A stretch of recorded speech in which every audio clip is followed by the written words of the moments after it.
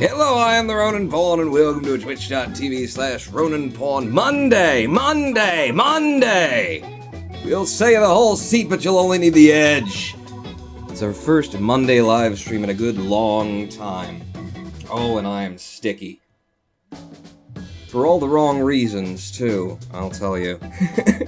It's warm outside. What I've got, in order to fight the heat, is just a little bit of ice cream down the pants. But other than that, because that's just my usual fare, I've turned on the blower for the furnace. Father took the front panel off the furnace, blocked the cold air return. Well, the air return, because if it were cold air, we wouldn't block it. And now we're just sucking the air up from the basement and pushing it up here, and it's like I got air conditioning without having to, pay for air conditioning. Although the blower motor does run at an electrical equivalent to having a second refrigerator running, but what are you gonna do? It's cooler in here. It's very hot today. Is it hot for y'all? Is it hot for a guy called Jim? Is it hot in here, or is it just me? Why are there no names? And was is up?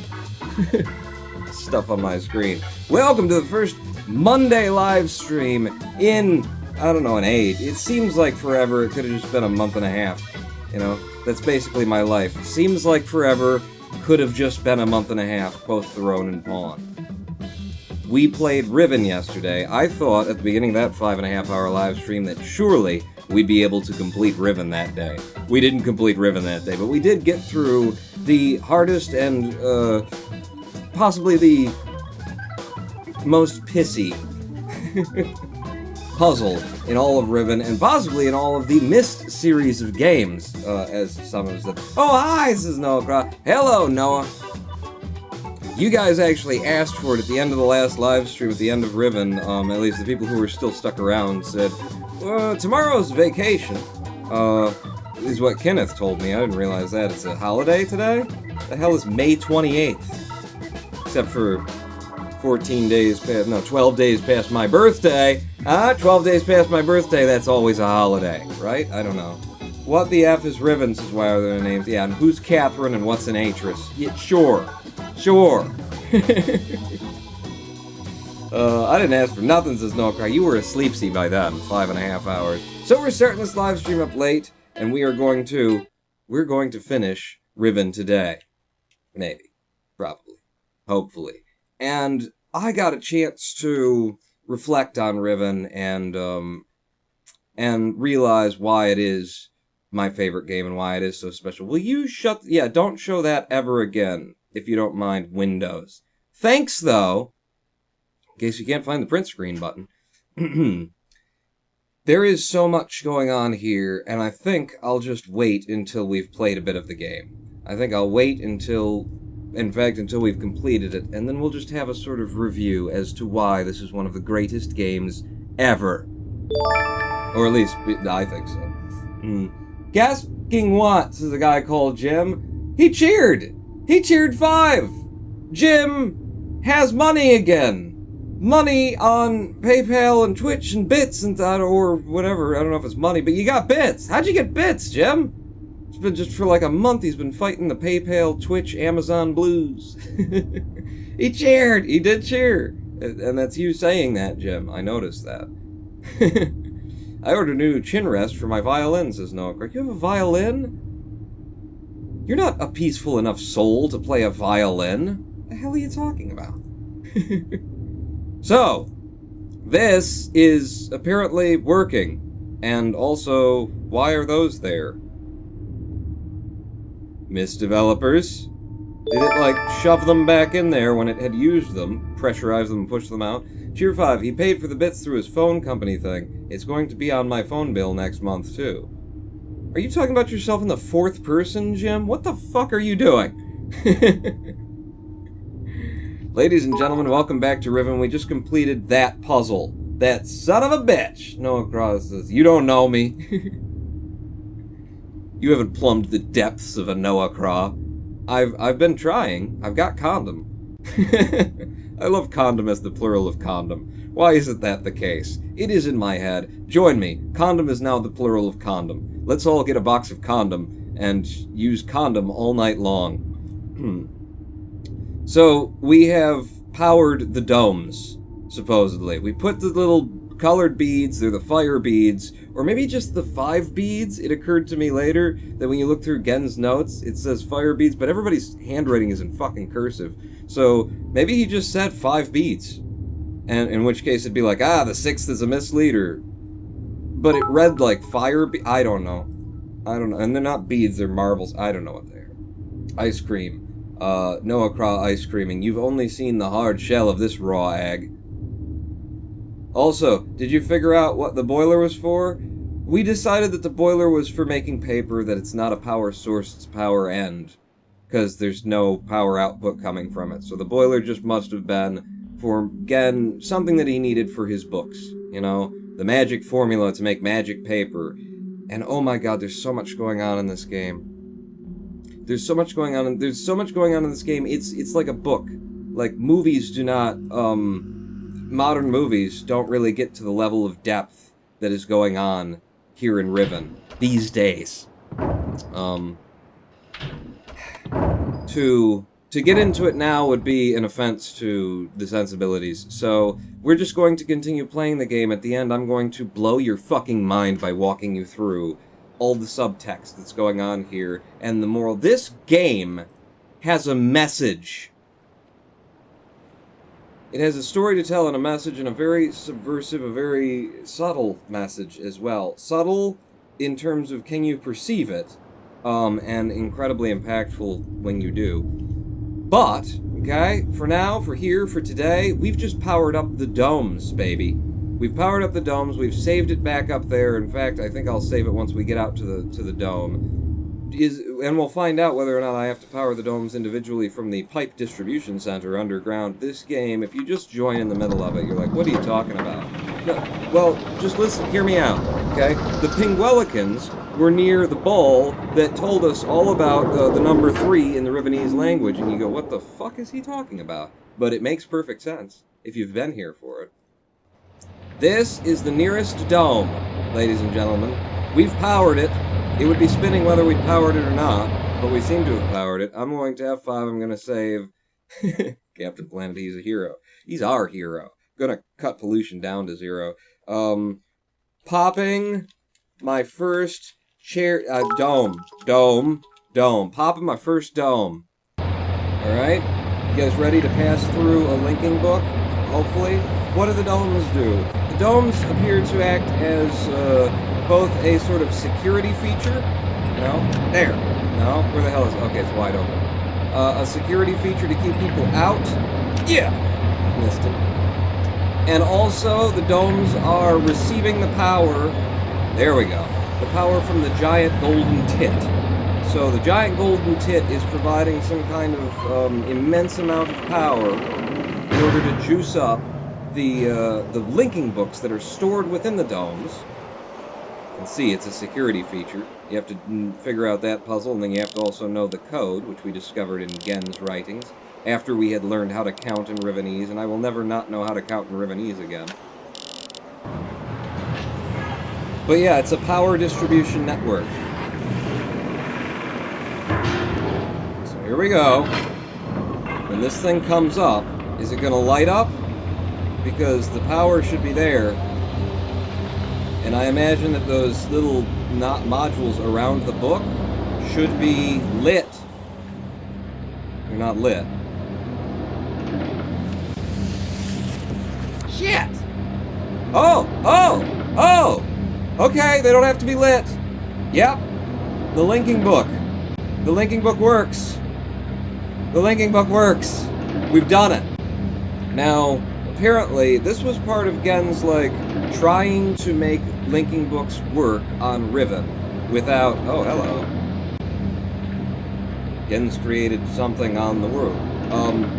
This was part of Gen's attempt to make linking books work on Riven without technology.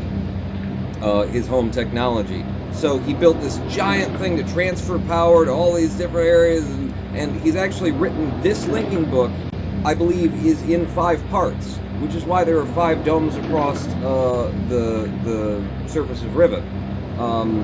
And all of the books will access the same point because they're all functioning together, which is why they all had to be tied together and all of them had to be powered at once They are all the same age and all the same linking book. And can I save just before I click on this? I've popped my first dome.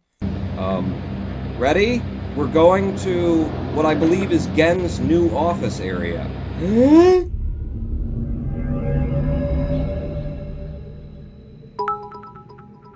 Shit, we're in a prison. It's pretty smart, Gen. It's pretty smart. Jim ice creaming. Oh, I just Googled Gen and now I know what he looks like. I'm sorry. I don't think I know what he looks like yet. We'll see him in this episode. So, here we are. We're in a jail cell in the middle of Gen's little temple on this new world, on this age that Gen wrote. What? I just saw this scene on Google Images, this prison. Stop looking! Stop! So, we're trapped in this prison cell. There are books all surrounding us. Are they the same books?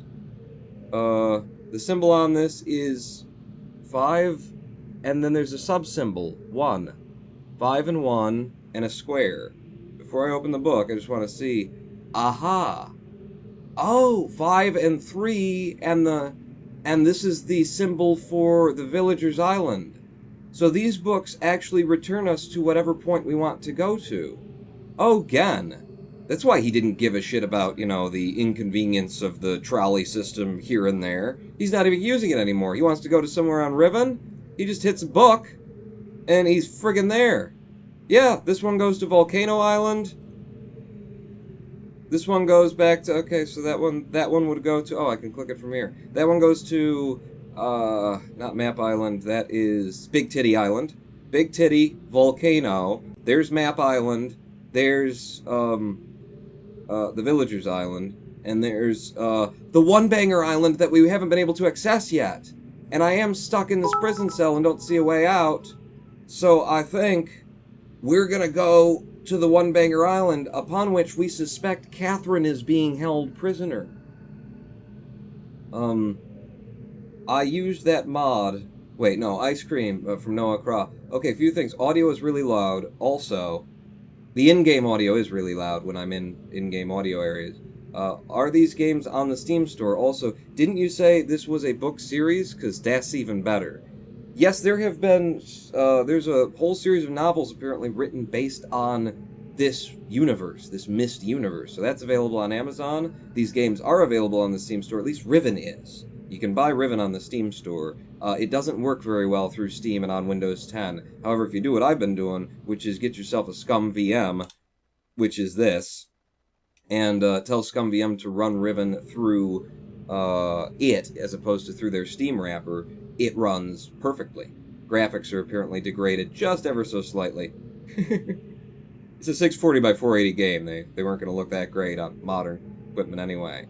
We're about to go find Catherine right now. What are other people saying who aren't ice creaming? I think he's here. Run away! I used that mod to create a world for the purpose of messing around with Thaumcraft experimentation back in the Thaumcraft 2 days. Noah, what do you mean by the audio is really loud? Check! I can see my levels. In-game audio does get loud when I'm in, high-volume areas, and at this point in time, I have no solution to that, other than to spend money, so I have no solution to that. We're going out to the island we've never been to. We're going to One Banger Island, where the, magic tree, where the special magic tree, it's not powered. Shit, it's not powered. How do we power it, Gen? Gen. I get the idea you want to trap people in here so you don't get screwed or something. Somebody doesn't come and... Is it over there? Shoot, am I legitimately trapped in here? Because all I can do is reach the books. There's his pen and quill station where he writes books, where he's writing ages and whatnot. There's the One Banger Island. I wonder if any of them work. Maybe I have to come through... to return through the one I come through, which would be not helpful. We came from Big Titty Island. If I open Big Titty Island, is that panel power? Panel is not powered. Shit, thank God I saved, because are we possibly trapped in Gen's domain forever? What can I do in here? Can I look up? I can look left and right. Oh, you pressed the button, Vaughn.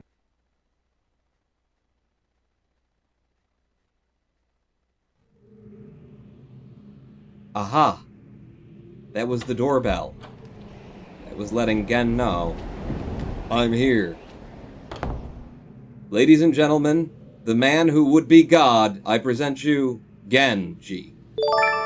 My favorite anime character. I apologize for the cage.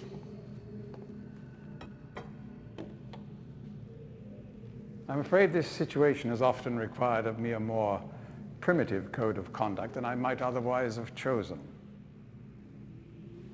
I am Gen. I assume you've heard of me. Yes. Well, I suspect you have acquired some false information of who I am now. Not that my son would have lied to you about me. No, not Atris. It's just that, well, I'm sure he believes me to still be the depraved father I once was. You son of a bitch! Yes. Yes.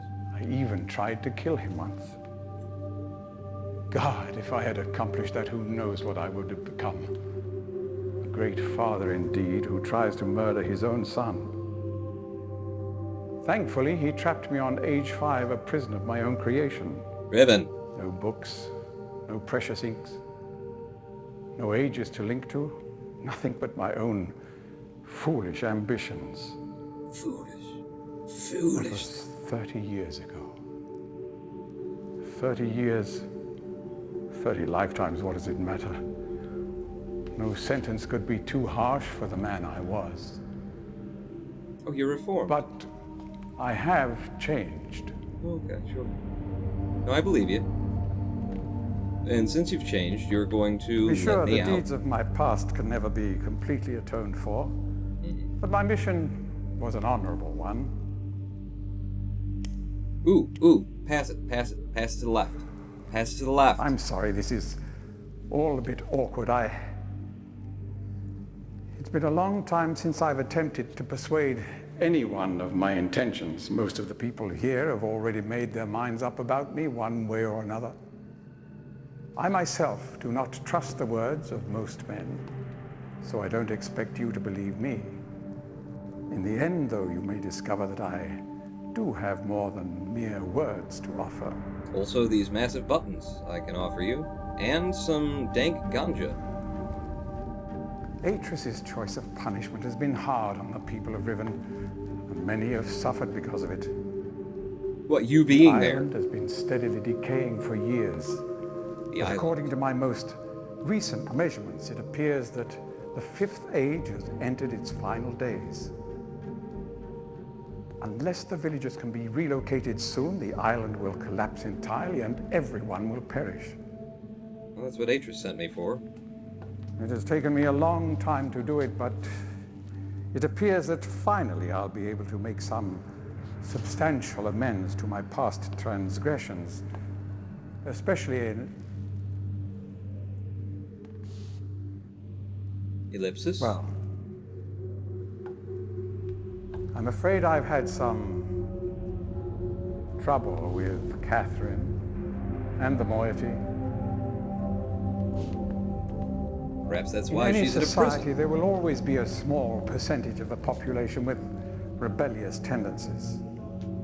Before Catherine appeared, the moiety, as they call themselves, had been relatively harmless. I mean, the natives here are a fairly violent people by nature, but I'd almost come to accept their presence. It seemed inevitable under the circumstances. Upon Catherine's return, however, their violence intensified considerably. It seems she's become some sort of religious savior to them. And as far as I can tell, she's come to believe this herself. So I've had no alternative. I had to separate her from her people. I must admit, though, that my concerns were not entirely for her safety alone. The actions of Catherine and the moiety have put my own life at risk on numerous occasions. Consequently, the lives of all the people here. Therefore, I must ask you to refrain from any attempt to free her. Although I'm sure Atreus desires it. Indeed, he must desire it with all his heart. But he is completely unaware of her recent state. So the man who would play God is criticizing Catherine. Which brings me to the point of all of this. The linking book you brought with you. You're very fortunate to have recovered it. If I It's may. totally not a trap linking book? Thank you. Yeah, sure. I'll give you that one, and then you give me one. Hey? Oh god, don't use it while I'm standing here. I'm still locked in the prison. You know what? Maybe you should read that later. Maybe just, save it for later. It's a pretty deep read. There's a lot going on in there. You don't want to just, don't flip through. You're gonna spoil it. Spoilers. Spoiler warning. Spoiler warning, Gan. You want to put that down, set it down, let me out of the prison, and then we'll read it together. You first. Well, whoever this Catherine person is, she sounds hot. Oh, she's hot, all right. Okay, just Genji.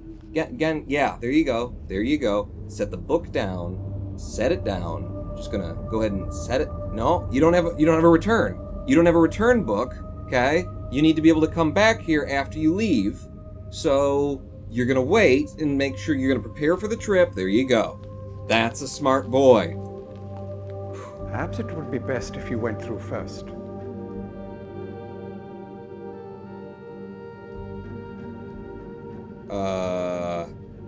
I'm good. I'm fine. I need to go back to You may need Riven. some time to decide. That is reasonable. Until then, as a token of my good intentions, I will allow you free access to my linking books, crude though they may be, and to the rest of the Fifth Age. All right. Thanks, Gan. This guy's not so bad. The whole Please being understand, God there thing. is nothing I want more than a chance to resolve matters between Atreus and myself, especially in light of what has become of Catherine. But unless you are willing to demonstrate to me that your intentions are honorable, I cannot risk it. The sanctuary I've been writing for the islanders is nearly complete. After all these years, it would be a shame if I were unable to finish it.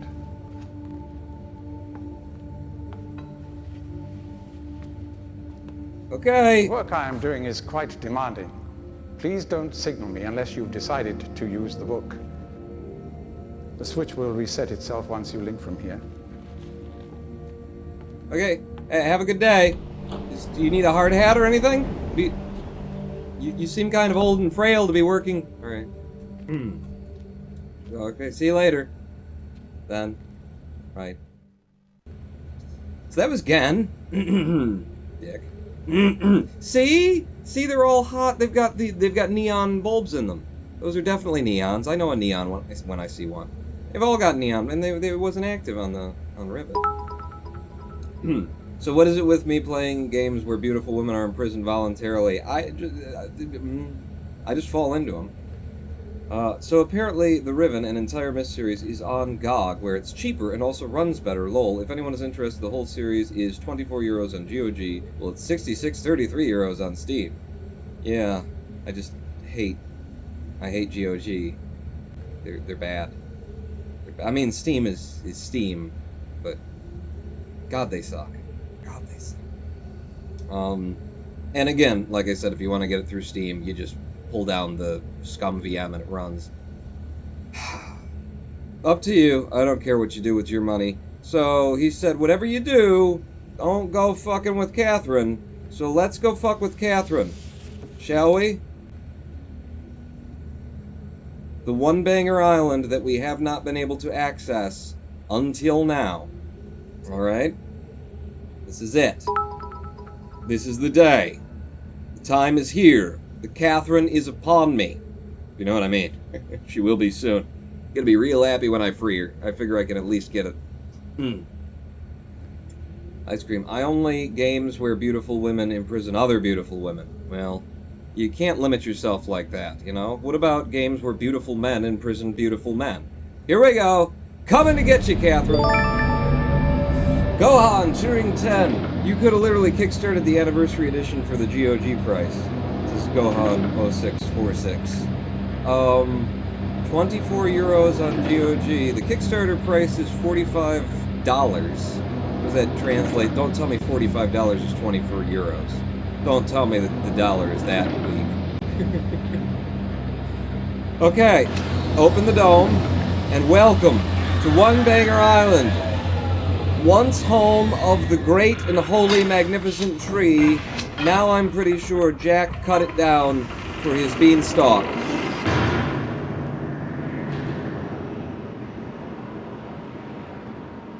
Can I get my finger back? Thanks. You know, I've had my nose stolen before, but finger? Yep. One Banger Island, people. Those are the roots of the great tree that Gen chopped down flat in order to put some shit on top of, is what I think. Cheer 5. Maths is going on. $45, about 37 to 38 euros, I'd guess. Well, I mean, that would mean that if it is 24 for, like, the whole thing on GOG... God. Just their support has treated me horribly. You know, they don't listen to you, they send out... I mean, Steam does the same thing, but I don't know. GOG just seems like... You're not Steam. You should be able to handle this. Steam is kind of big. That would mean GOG would be a lot cheaper than the Kickstarter, wouldn't it? If it were 37 to 38. Tier 5, according to my converter, 24 euros is around 28 bucks, says Mage Lord Exelbert. Yeah, if that's... Did you say the whole line is on... I wonder if some of them just aren't released. I don't know. That's weird. Like, why would they have a Kickstarter where you could get all of them once they rebuilt them for Windows 10 for $45? And how would they get $2 million when you could just go over to GOG and buy them even cheaper than the Kickstarter price? I don't know. Anyway, into the great tree we go to visit Catherine, our sexiest hoe. Why has everything got a rhyme? So, if I just pull you... We go down. No. We go up. See? It's engineering. You gotta go down in order to... Boom! It's not how that... I'm spending a lot of time in cages these days, to be perfectly honest with you. Catherine! Catty! Katrina! Catmandu! Hey, baby. You made it. Atris sent me.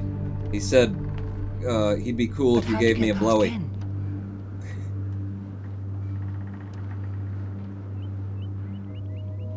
What did she say? I don't want to... really believe I've gone mad.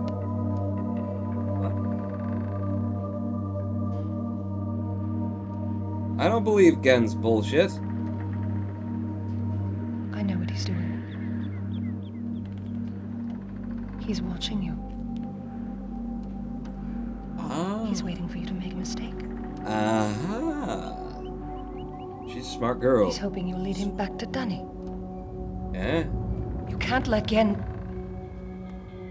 Atris Pronounced sent you to save me. But if Gen gets back to Danny, he'll kill him.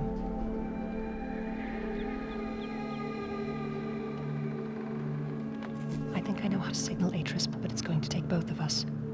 You'll have to trap Gen before you can get the combination. Be careful. Go then. If you won't help me, then I have nothing more to say.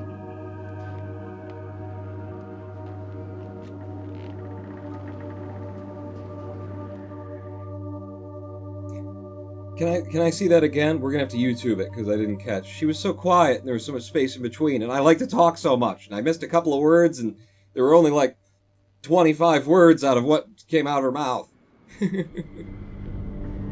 So I have to trap again before I can get the combination to something. Unlock her from here before I get the combination to open her prison, or before I can get the combination to... Fuck only knows. Can I look around here? I can't look around here at all. At least she's well fed on an island that is just a dead tree. So that's cool. Oh wait, is she coming back?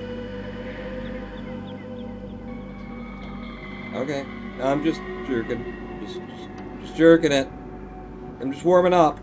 Atris said it'd be cool. And he said you'd be cool, too. GOG is for making old games work on new PCs, says Null.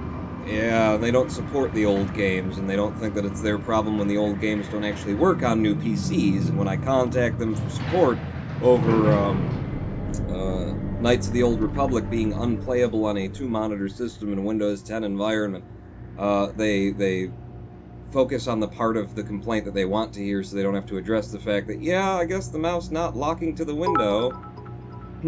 Wait, is she that who stole your flying Uber earlier on? You know what? It couldn't have been her.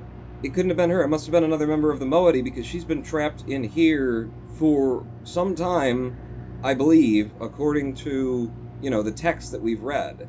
So no, she wasn't the one. But this is clearly some kind of code here. Have some ice cream, Pawn. Thank you, Zorglov, and thank you for your 25 cheer earlier that I didn't say anything because Gen was talking.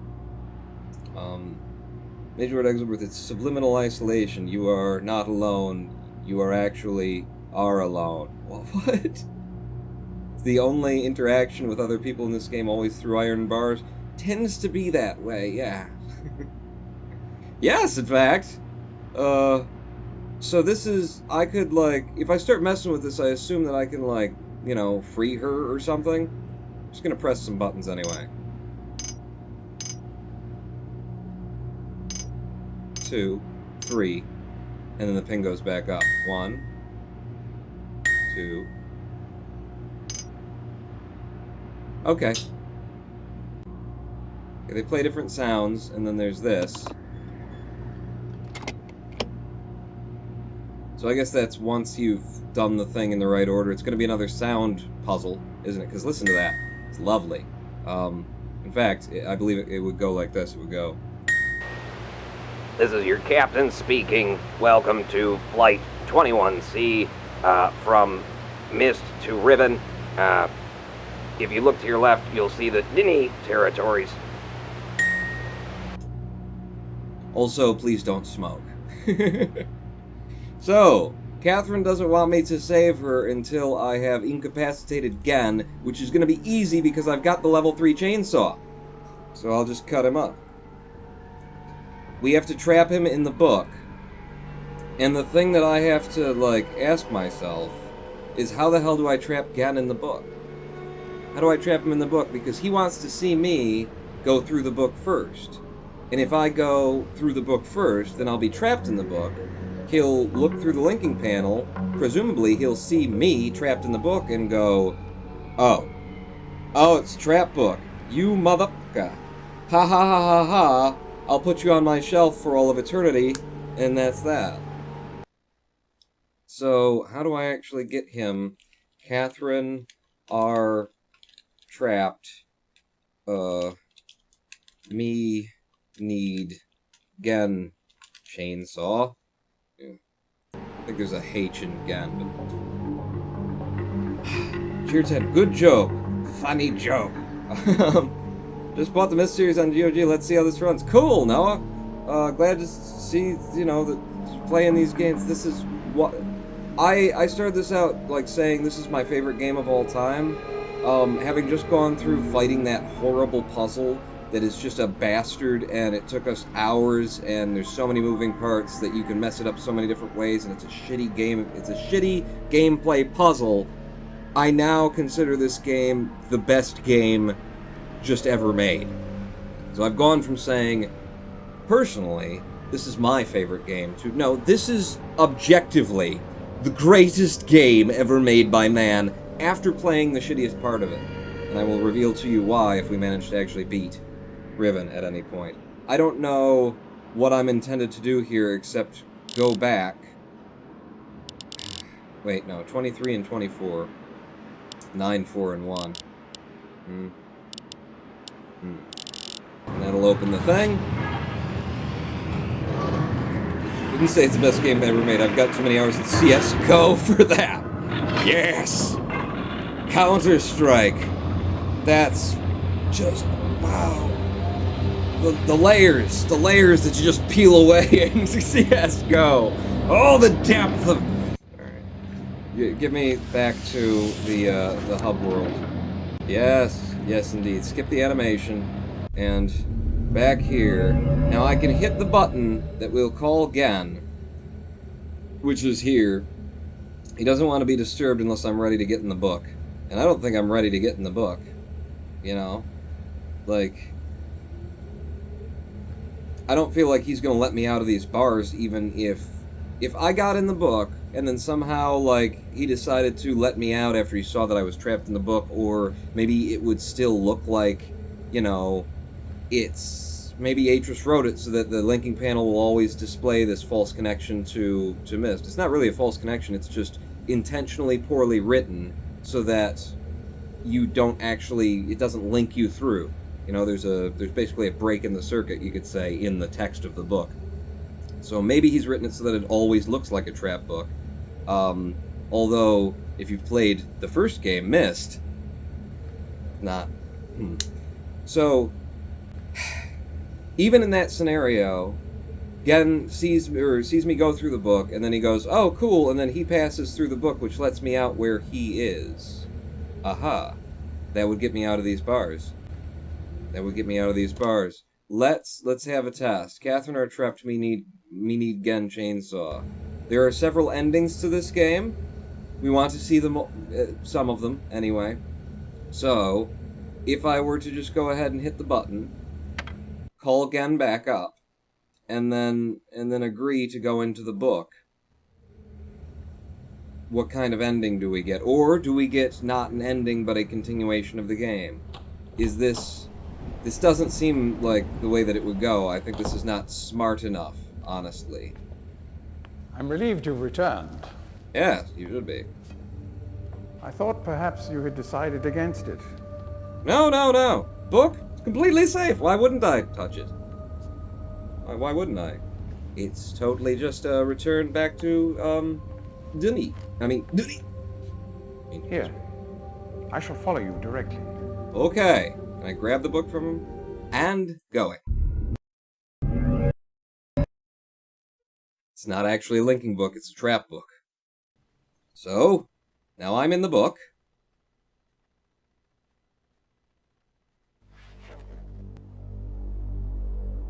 What does he see?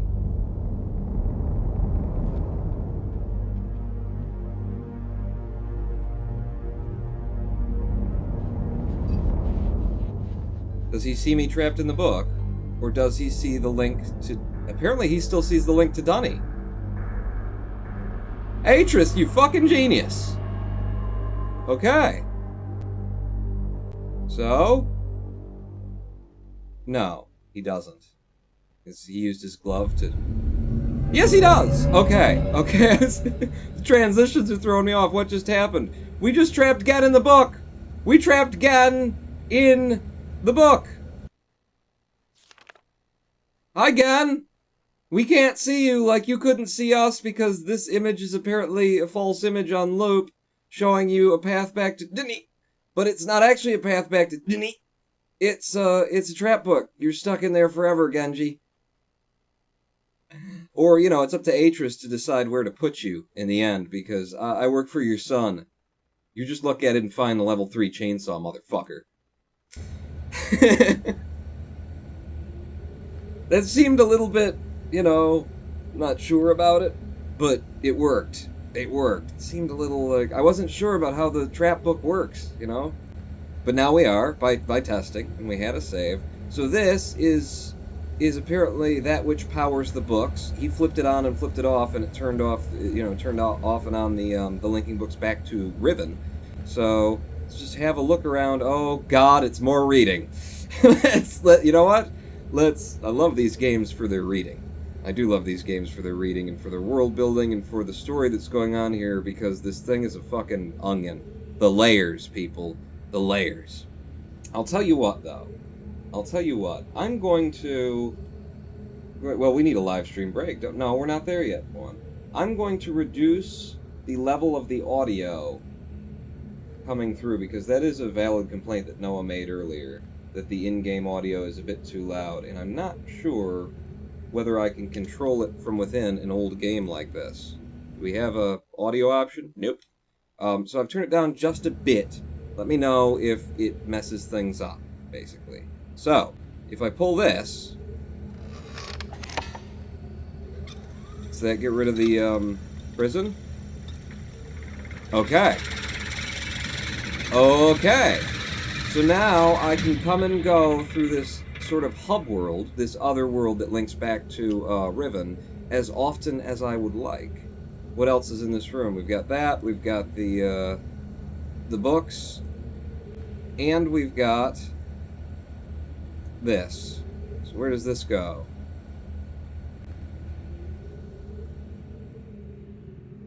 Oh, Gen's bedroom, maybe? Gen's bedroom! It is! Here's his little bunk bed. This is where God sleeps, everyone. This is where God's... Oh, and there's another fucking book. So, oh, there's the level 3 chainsaw. It's a big pipe. Oh, Gen. Oh, Gen, that's a... Been smoking some serious. That one you put over your whole face and just suck. Find Gen's porn, says RMAJ, baby. Now jump back into the trap book, says Mage Lord Uxelberth. That would be an ending, wouldn't it? Letting Gen back out, right there? That would be an ending. I don't want to see that ending. I want to play the game. I want to play the game. I'll leave that for you guys to ponder. Oh, here's his poop/eat bowl. So there's that. It's nice to have one. Behind this hanging thing is going to be a hole where the most valuable... No. No. Is there anything in your bedroom other than that book that's of value? Wow. That must be just huge compression on your chest while you're trying to sleep. I wonder if he's got, like, sleep apnea from that. Alright, what do we got here? Some spoons. There's a... That's the code! And I would have heard it if Jim hadn't cheered. Maybe the trap book is his porn, says a guy called Jim. Yeah, you don't know what he's doing in there right now. Maybe he's relieved. Now no one can see him, ever. So this is the code for opening Catherine's cell. Clearly, listen to the sounds. So it's... Ding, ding, ding, ding. I'm going to have to hear it again and draw the sound on a piece of paper. Gen's own pocket watch, what it is. So, it's ding ding, snap snap, and before that it's brr. Once more, so we're looking for a brr. Ding ding, snap snap, fuck you. Brr, ding ding, snap snap.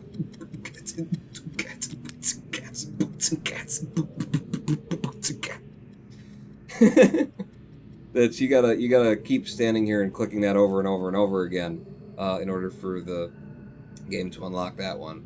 Okay, I start this latest journal with astounding news. Catherine has returned to the Fifth Age, and, though it sets my teeth on edge to say it, she has also vanished as quickly as she appeared, stolen from me by the rebels. As my guard tells it, she linked into the fissure, Plateau Cage, as I'd guessed, when suddenly he was set upon by a band of rebels who darted him and spirited her away. I suspect the truth of the matter, and was that he was so dumbfounded at actually witnessing someone link in after all this time that he presented an easy target for whichever rebel had happened by at that moment. Thus, he is now fish food in the giant hangman's noose. The damnable luck of it. He did get a good enough look at her, though, to verify that it was indeed Catherine. He also claims that he inspected all of her belongings and found no linking book on her person, a fact which, if true, makes the question of why she's returned here all the more puzzling. While I am sick with frustration at having lost the only quarry that Cage has ever caught, I am also filled with hope.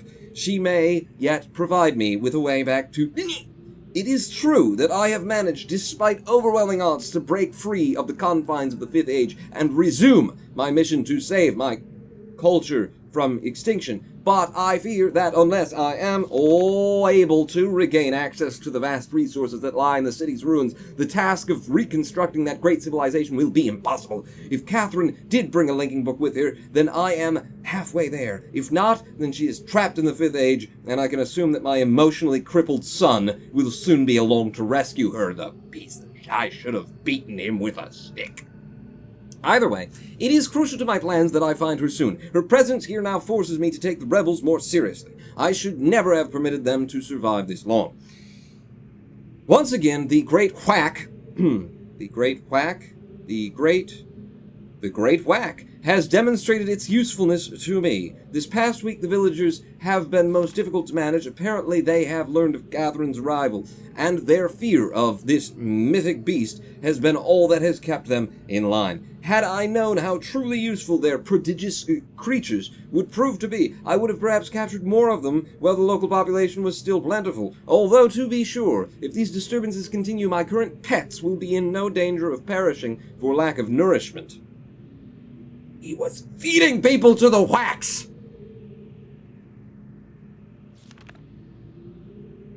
I mean, you could say it's a fork. That's an R. I prefer it a whack. He was feeding people to the whacks! Nourishment is punishment. The search for Catherine continues. I now deeply regret my mistake of having ever taught these primitive people anything at all about the book. It seems that with each passing day, I more sorely realize the extent to which they were not ready for that knowledge, not even in the simplified manner in which I had presented it to them. Their minds adopted only to the exceptionally menial tasks of village life were incapable of comprehending the art in all its complexity, and thus were unable to extract the essential underlying principles that are, ironically, so elegantly simple. These idiots! It is obvious. And much of the discord, rodentpawn.com, that exists between us stems from their failure to grasp the full meaning of the information I gave them. If they'd been able to gain even the smallest glimpse of the future I'd planned for them, then this conflict would not exist. The minds of children are much more malleable. With the proper instruction, they have developed a more appropriate posture towards the culture that gave them their lives. At times, they take to it almost as if they had a bit of blood in them. Given the natives' inboard limitations, however, I am quite careful that none gain a level of understanding that would permit them to sin against their future, the way that Catherine did. How foolish I was to think that she could contain such knowledge responsibly, when it was quite clear that my own son could not. Atris. Still, he remains one of the greatest disappointments of my life. I should never have left him with my mother. By the time I'd returned for him, he had already been poisoned as to all thoughts of the Dini. Perhaps it was the only way that she could rationalize the fact that she had been responsible for the collapse of their civilization. Your mother collapsed the civilization who invented the art of writing, Gan, and now you've been trying to revive it, trying to save but Denis, I don't. So much destruction, so many great lives lost, the guilt must have been unbearable. I do have vague recollections of the love she had for my father and for our world, but ultimately, she was an outsider, whose ignorance of the Dni became the catalyst for their demise. If I am able to rebuild our culture and in the process correct such crucial weaknesses, then perhaps what she did was ultimately necessary, in order that a new era of prosperity might someday come to pass. Another day passed. These last few weeks, I have found myself frequently beset by images from the past. As I stood in the schoolroom today, I was reminded of the jeers that continue to come up. What a dysfunctional family. Oh, you're correct. I haven't met a functional family yet, but this one is particularly effed up. These last few weeks, I have found myself frequently beset by images from the past. As I stood in the schoolroom today, I was reminded of my own childhood. The years I spent in the Bookmakers Guild, Father's immense pride at each of my small accomplishments there. He was an important man in the Dunit world, but I can't bear to think of him for long. It's too much. I was too young to see such a thing. I've got her! Late last night, I received word that Catherine was in the village attempting to persuade the people to join her. I lost 2 good men in the process, but I would have paid 100 times that number for such a prize. I use them as fish food occasionally, so what does it matter to me? She's been taken to the prison island. Not One Banger, not Holy Tree, Prison Island, where I've been attempting to gain some insight as to the reason for her presence here. I've had to fight the all but constant impulse to put her on the gallows. She has adopted the most infuriating stance of only answering my questions, when she answers them at all, in her native tongue. Even so, she is a poor liar. I am now quite certain that her return to Riven was unintentional, and that she brought no linking book with her. As far as her unwillingness to share with me the location of the moiety, we shall see. Without their leader, however, they are once again powerless against me. Fuckers. If Catherine's coming here was indeed an accident, then Atris is bound to come for her. That is a given. The question I must now consider is, how will he do it? It is likely that his hesitation has been due, at least in part, to this dilemma. One way or another, though. He'll have to bring a linking book to get back to Denis. There is no other way. Unless he's got a partner in crime carrying a fake one. It's late, and I cannot sleep. I've lost so much in my life. My people... Wow, the ink is starting to... My people, my father, my son, and you, my wife, Keita. You were the only true kindness I have ever known. So Keita was Gen's wife. Okay. That makes the books make a little more sense now. Watching you flicker there in the images. Sometimes wonder if you were real. If I could restore your life with my pen, I would do so in an instant and leave the rest of the world to their own wretched fate. Damn these savages! I would be well advised to leave them all in the 5th Age and begin again with a clear sheet of paper. A stranger has arrived on Riven with a linking book to Denis, and once again my useless minion was overtaken by the rebels. From what little I could decipher from his muddled explanation, it apparently occurred sometime this morning. The cage has been damaged, but it is no matter. Everything I need is here now. Atris is certainly behind this. Yet, how could he be so foolish as to send someone here with a linking book? Such blatancy is unlike him. Blatancy? Could it be that he has had a change of heart? After all these years, is he finally letting his poor old father go? No. He's only after one thing. Perhaps he should find her. For now, I need only to wait and observe. Thus ends the personal journal. And the pants of Gen. There's pants. He's got pants. Why wouldn't you have pants? Where does he wash them? Probably in the eat, drink, shit laundry bowl, right? I mean, you've got one, so... and the tube that comes down to fill it. Do these do anything? No? Oh, I bet I know what this is after reading that. I'll bet this is, basically a holographic photo of his wife.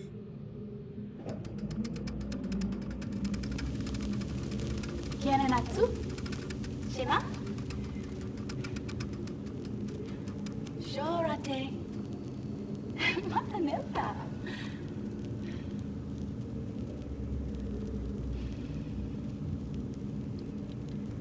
Tagamem. San Botegan Shem. Fasi.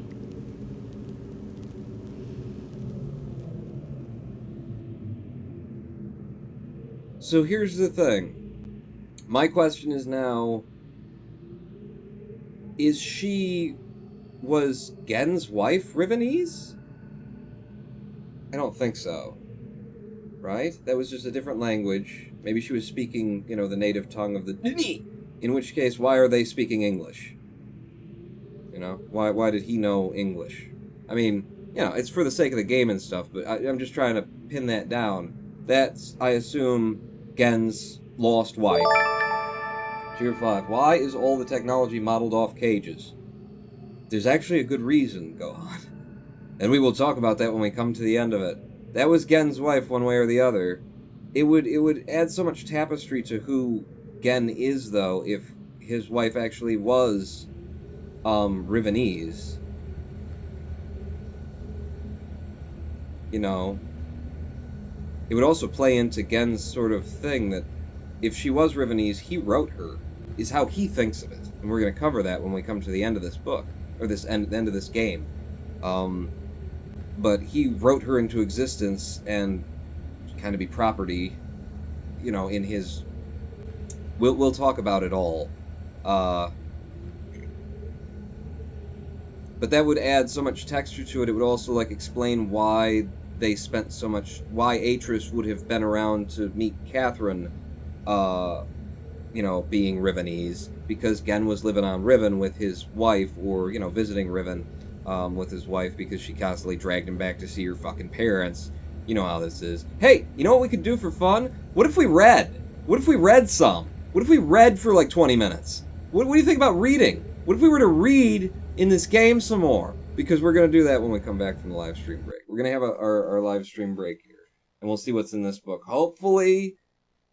I mean, we just read his personal journal, right? That's his personal log. Up here is going to be then presumably like his scientific notation. It's going to be his I don't know. Maybe it's another linking book without a stamp on it. Probably not. Probably not.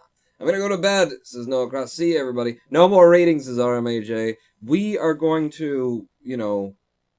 the Reading Rainbow will return after this 7-minute live stream break. Wow, I'm now speaking the way that I was trying to read some of that when the cursive got out of hand. Back in 7 minutes. Here's an upbeat song to you know, just cheer things up after looking deeply into the dark mind of a tortured soul. Just a nice, happy, uplifting tune. Have a pee. Meet me back here in 7 minutes. Pawn not out.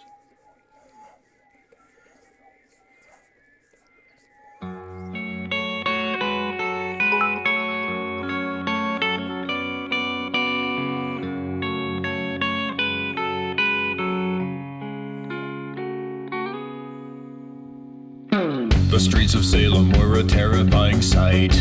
The witches dancing with the demons in the night. Their evil minions watch the town while it's in bed. Wish 'em dead, wish 'em dead, wish 'em dead.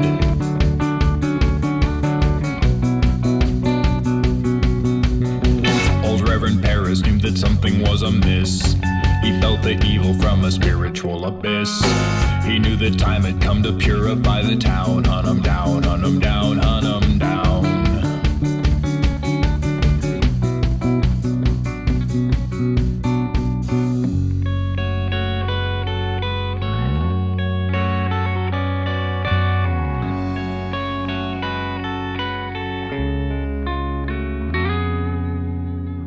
Time was wasted in assembling a squad. This pitchfork army on a mission sent from God. No witch was safe from Reverend Paris's brigade. Their crusade, their crusade, their crusade.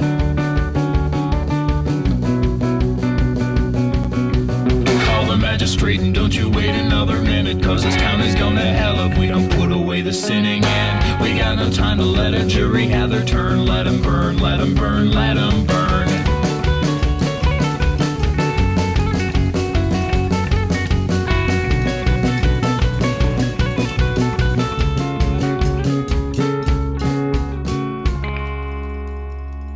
The damned were crammed into a carriage on the square. Their faces battered and their bodies all were bare. The Reverend led them to an isolated hill. Time to kill, time to kill, time to kill. One by one their necks were snapped beneath the cedar tree. The spirits vanished and the demons all were free. They dug a hole to hold the devilish remains. They were slain, they were slain, they were slain.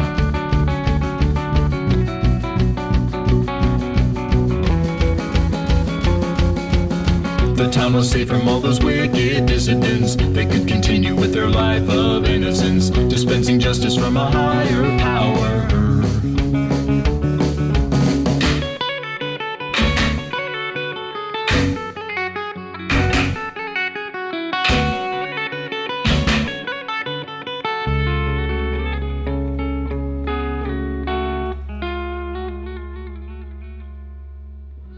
They built a church atop the spirits and the bones. Their moans were heard as they were laying down the stones. But the witches got revenge beneath that steeple bell. They cast a spell, sent the Reverend to hell.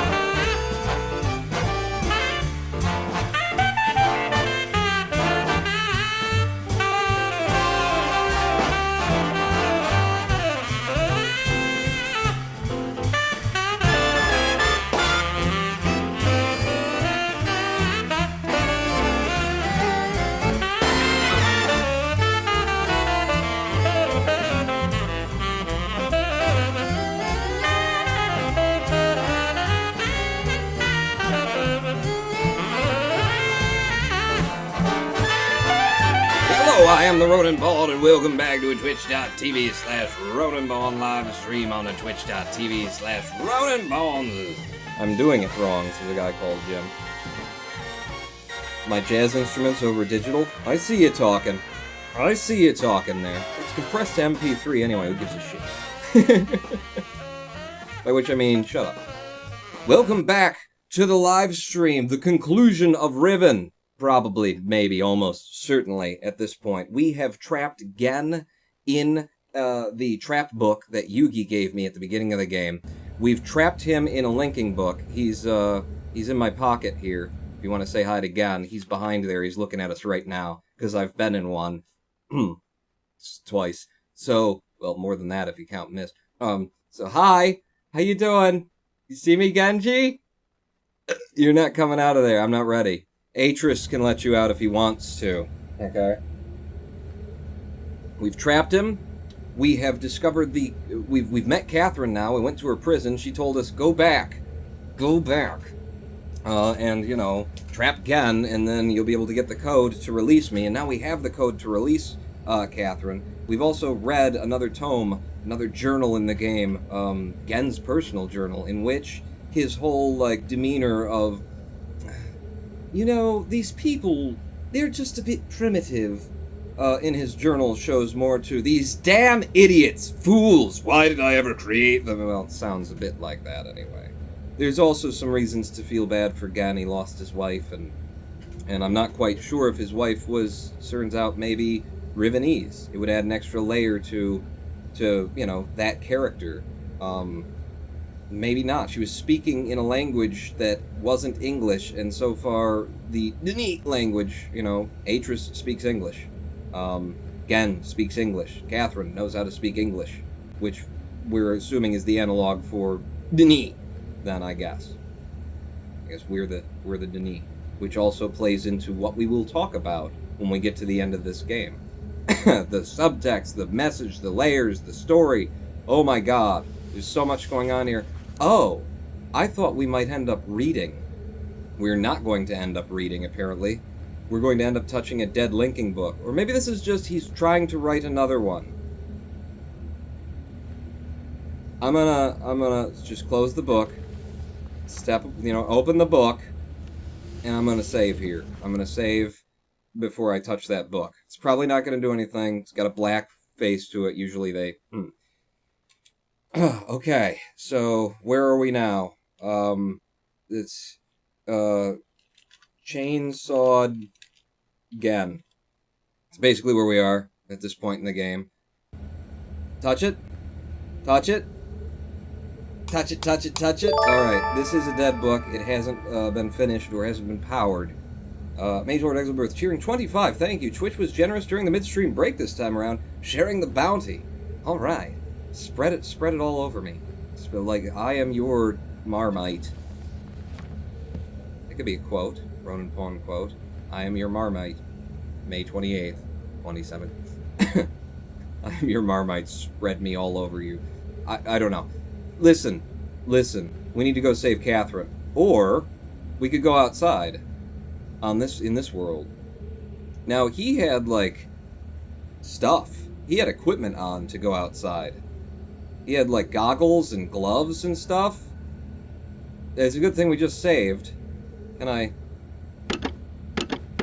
There's a weird-shaped key. Oh, of course. It's a 5. It's a star-shaped key. It's got 5 little prongs to it. Oh, of course it is. Is there a key somewhere here? Or would I have to let Gen out and get it out, fish it out of his pockets, and then... But I can't, because I'd have to trade places with him. There's a... Is that a bone or a... It's a bolt. It's a bolt. He's not that evil. He might be that evil. What are you? You are actually what they were selling in the Kickstarter was having... I think this is an inkwell. I believe that's an inkwell. And they were giving you the pen, and they were giving you the inkwell that goes with it as based on the designs here. I was wondering about that because in his workshop in the other place, he didn't have this inkwell. And I was like, I looked at the Kickstarter they recently held for the over $2 million they collected to re-release these games in updated formats because they are epic. Epic. I was wondering, where's the inkwell? What are you talking about? Well, it's the one that you eventually discover over here. I don't see anything on his desk, though, of particular interest to me. I wouldn't mind smoking the pipe, though. We have a little bit of the ganja? No? No? Damn it. Damn it. Okay. There's probably a good reason for that. Pretty sure that the smoke that he's been inhaling from the frogs that they use the poison in order to sedate you, pretty sure that may have helped warp his mind even more than it already was. But I see nothing else to be done here. I didn't see, like, a key. I'm not familiar with, like, a way to unlock this door. Even if we could get out, we don't have, like, goggles and stuff to travel out there and see what's out in this shithole that Gen wrote. So let's go back to Catherine, let's free her, and see what's up. See what she gets. 420, blaze it, yo. Bizarre MAJ. We will. We'll totally do that. Parachute Lane. Are those... Is that supposed to be a face? It looks like breasts. Are those breasts with...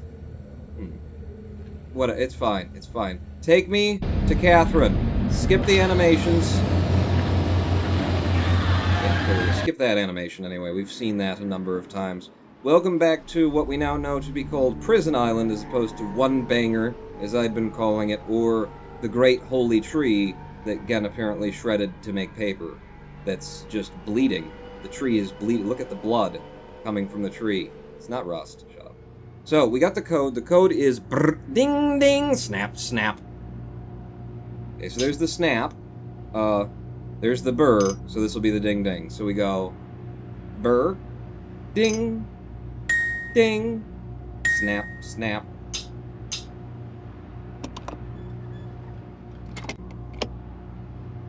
Nothing? I'm gonna do it. Maybe that's the reset as well. I'm gonna do it again. So it was...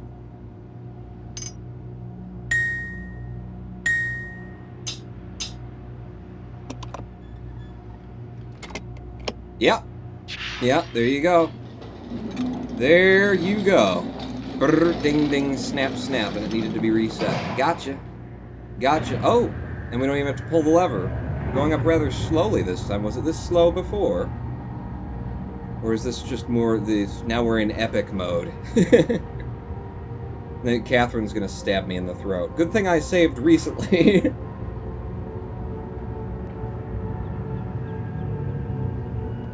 Catherine!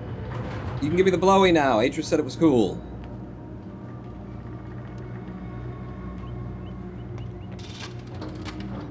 We have to move quickly. Gen's people may already know what's happening. Once we're back with the moiety, we'll have time to regroup. Can I see the book? The one that's got Gen in it?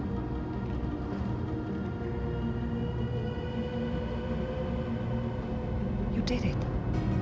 I did it. I deserve We're a all blowy. free. I got you again! Blowy.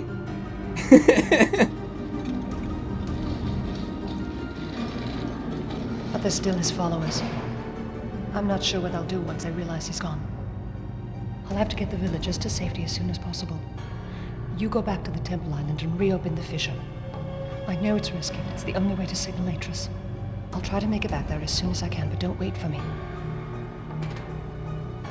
Don't forget, the portal combination's in my journal. Good luck. Okay. And then the blowy? The blowy? No blowies. No blowies. Just, this is the level of green screening and stuff that you see in Hollywood films now. Like, she just walked from a thing up there, she pulled the lever, interacted with objects that only exist in the 3D space, and then goes down, and then she turns around. When she's done, I'm just drawing your, eyes to the level of technical detail. Can I have my finger back? Thank you. It took her a minute to leave, apparently. She turns around, and what does she do? She snaps all the wires to this so that no one can be imprisoned by it again. Again, interacting with something that only exists, and the timing of, waiting for the elevator to go down and everything, and it's just fucking damn, yo. Alright. Hopefully she didn't pull the wires on this. Which eyeball are you? Okay, so you're the, middle closing. Middle closing, there! Got it. Got it! Got it. By the way, middle closing, just for sake of fullness, that would be blue, and that would be Prison Island. Hell, it was so realistic that I forgot. Blue would be, this is, Prison Island. And yellow was just a pisser. Just wasn't even part of it. Alright? Make sure she didn't, change the code as she was leaving. 24, 23, 941. It's so nice when you get to this point in the game and you've learned another culture's language. You've learned another counting system that you had to extrapolate in order to understand the higher digits. They told you 1 through 10, and then you had to figure out how to make 23, 24, and stuff like that. You've learned all these codes that are just stuck in your head. I want a t-shirt that has Rivenese numbers on it and says something cute, you know? Like those binary numbers that, you know, there are 11 kinds of people in the world. So, back to the Gens linking paradise. I dropped the prison thing. It doesn't matter, because we can still reach the books and they're still active. But we can no longer interact with this world. Anything that we might have, you know, been thinking, is there something that I missed? I want to go and explore a little bit more. You just can't. You just can't, because you can't get out of here anymore. You hit the button. Ain't nobody coming. Nobody's coming. Gen ain't out there. He's in a book. He's in a book, is where he is. So, where are we going? We need to go to... We should go to, Big Titty Island. That'll be the nearest to the thing that we need to do. So that's not Big Titty Island, that's Map Island. That's Villager Island. That's, Catherine's Prison Island. There's Big Titty Island. Let's see the animation. Because I actually didn't look at all of the, you know, beautiful 3D animations per every world. So I'll leave that for you to do if you play the game. But it's a puzzle game, Pawn. If you've watched this all, you've watched all of these live streams, then there's no real reason for you to get the game yourself. It's kind of, the puzzles, I don't think the puzzles, like, are randomly changing and whatnot. It's a shame about just this medium and this format, because so many people do get to introduce other people to really amazing games via YouTube and Twitch and live streaming and videos. But there is, you know, that thing where if you watch it all and you haven't played it before, then you're never going to play it yourself, and then the developers don't get the money, and you know what? This is a fucking classic. They just made $2 million re-releasing it. I don't feel guilty. And that we've played this one. If you're interested in the rest of them, if you have watched all of this, there are more, and those are available for purchase, and are being re-released in Windows 10 compatibility mode. Through GOG first. According to the Kickstarter, they're releasing these first through GOG and then eventually Steam. They like GOG a little bit more than Steam. I like Steam a little bit more than GOG. It's kind of like picking which asshole you're going to do business with, really. Usually it takes the disconnect from my brain to my hand to do that bad. What did you do? The phone keyboard? Oh, the gem? The, no spaces between was so realistic that I forgot. There's no hashtag, that's all, right? I've gotten plenty of games I've watched full Let's Plays of prior to purchasing them, says Major Exelworth. Well, good. I'm glad that people can still find enjoyment out of games that they you know, have seen front to back. Recently, the Game Grumps played, that big prison title where you're Way Out. They played Way Out, and that was one of them while I'm watching it, that it's always in the back of my head that, you know, I wasn't going to buy that game, so cool, I get a form of entertainment I would have gotten otherwise. Oh, this has been reset, too. Catherine is just running amok. She's fucking the place up. She's tearing apart all against bullshit. Don't forget, in HD, the re-releases, that is, says Gohan. Are they? Are they going to be in higher quality? Really? I suppose if I had built all this, I'd still have the files all these years later, and I could re-render it. Oh, shit, we gotta go around, don't we? We gotta go around. So, Catherine didn't fix that one for me. Thanks, Kathy.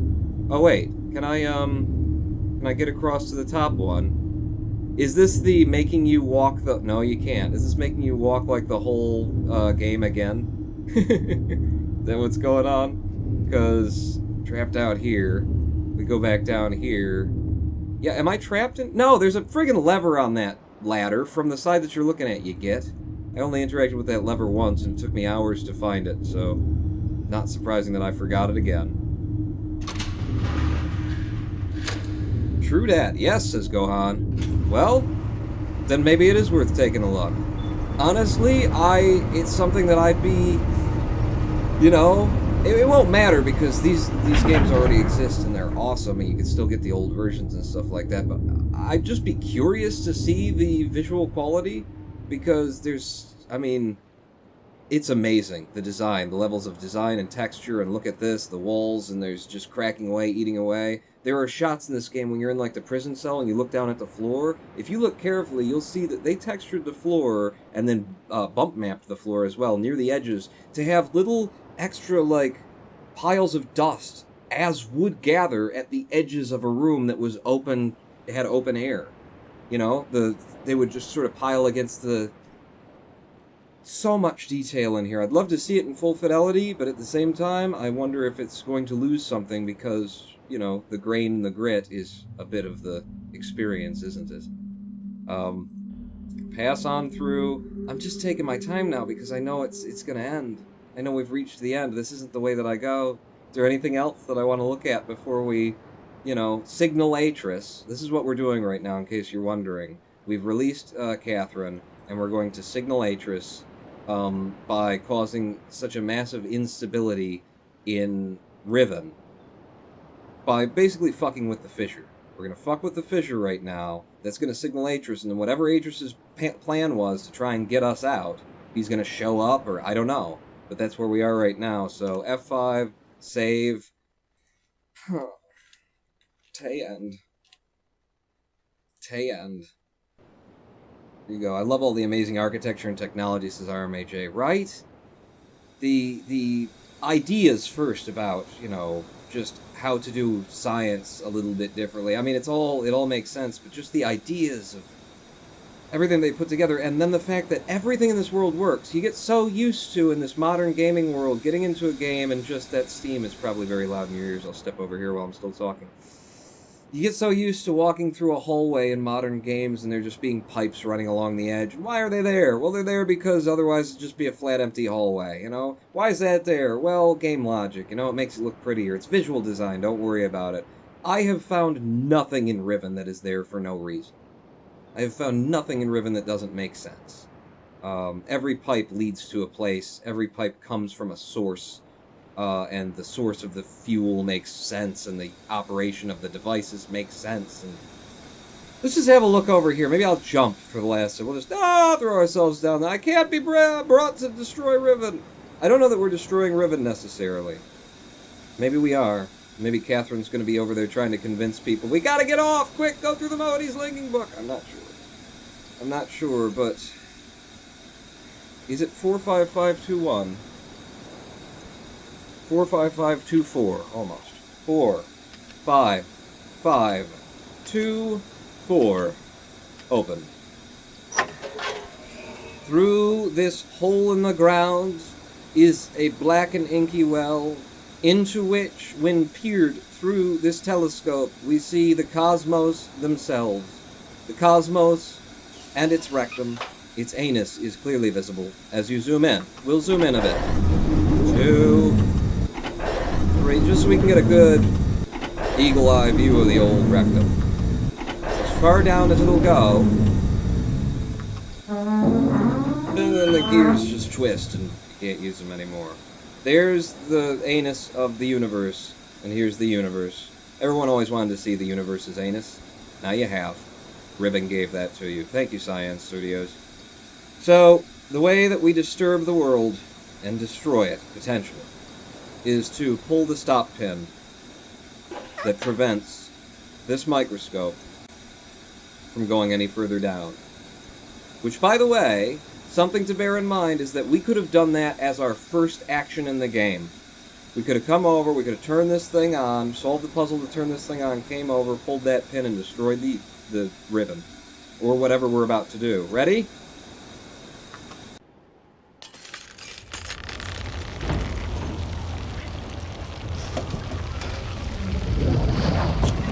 Oh! Oh! Oh!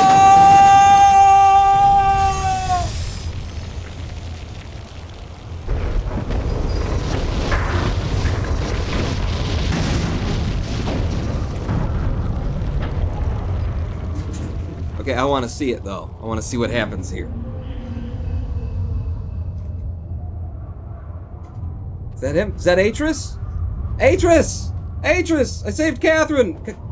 There isn't much time. She's, Where's Catherine? Somewhere. Where's the book? And she's got the... There she is! She didn't give me a blowy, though. So, you know, you owe me one. Maybe the three of us. I'm into that. He didn't F5. I F5'd. The villagers are safely in the Rebel Age. How the hell did you get back here from that island? I thank you. One thing As is, do man, I. You've accomplished more than didn't I make could have hoped sense. for. You've given me back my life. The path home is now clear for all of us. Okay, so which of us goes first? What, ladies first? Come on. Now we get to see what it looks like when you linking book out. It's a stock dissolve effect in Adobe Premiere. This is where our paths must part. Perhaps we'll meet again someday. You know where to find me. Where's that? Don't hold it near the crack. Dude, I gotta come through after you. Douchebag. Douchebag. No, not.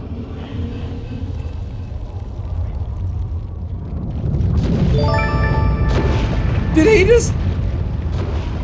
You asshole! Oh, there's the asshole. There it is. He threw the linking book into the fissure, and then I fell into the fissure. Can you swim in the fissure? Can I get to the linking book? Where's the linking book? Where is it? What a dick. Fuck, I missed the dissolves, as a guy called Jim. Now I understand.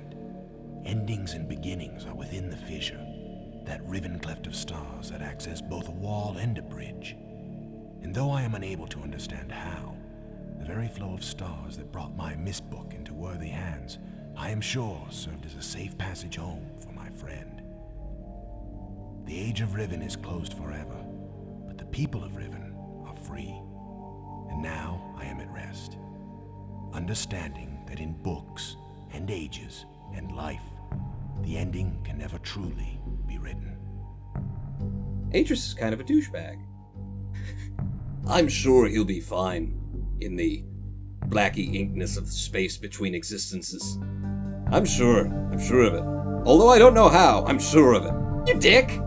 I should have sided with Gan. Fuck this guy. Fuck this guy. Ladies and gentlemen, the conclusion to Riven. Let's have a round of applause for Riven, everybody. Can we get some applause in chat? Because I got some right here for you.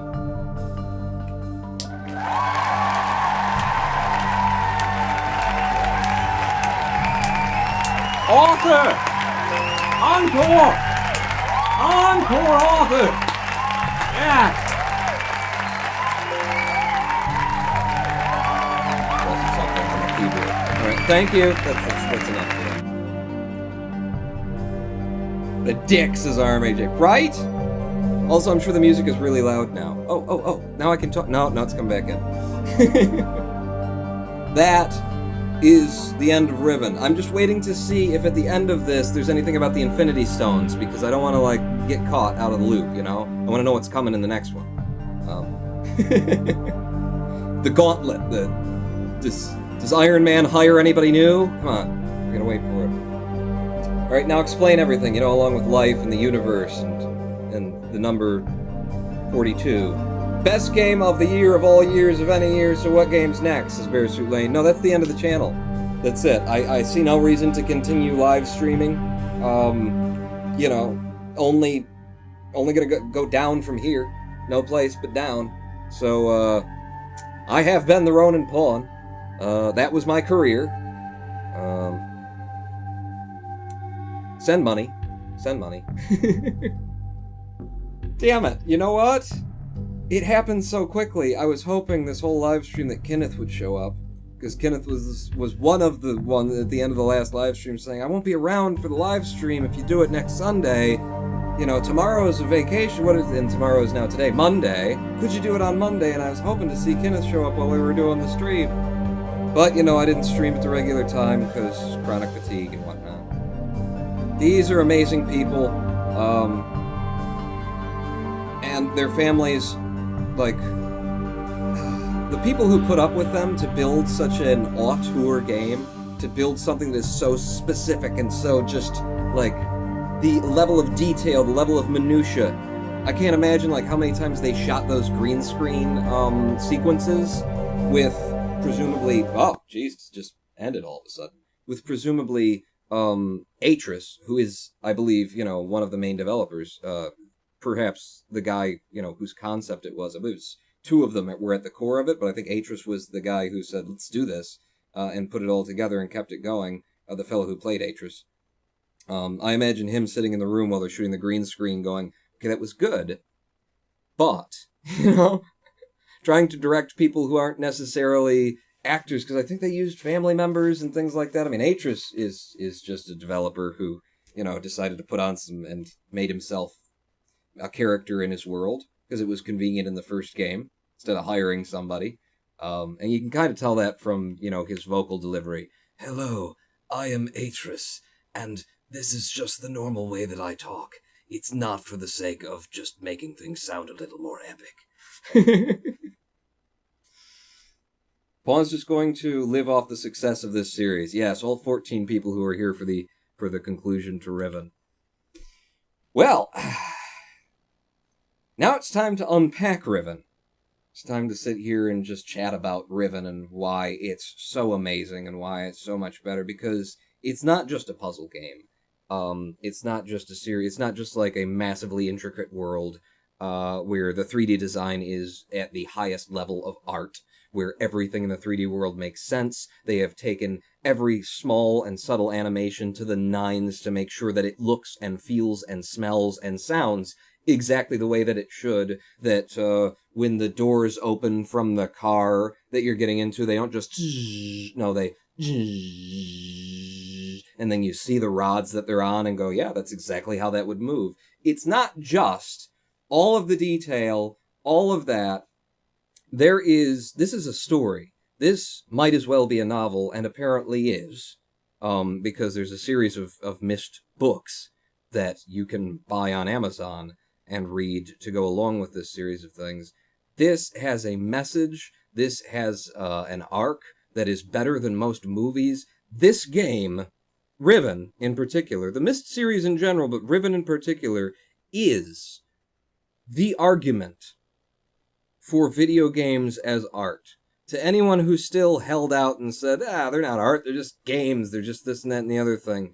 This is as close as humanity and game design has ever come, as far as I am aware, to achieving what everybody likes to think about games. That it can be art on that level. That it is an art on that level.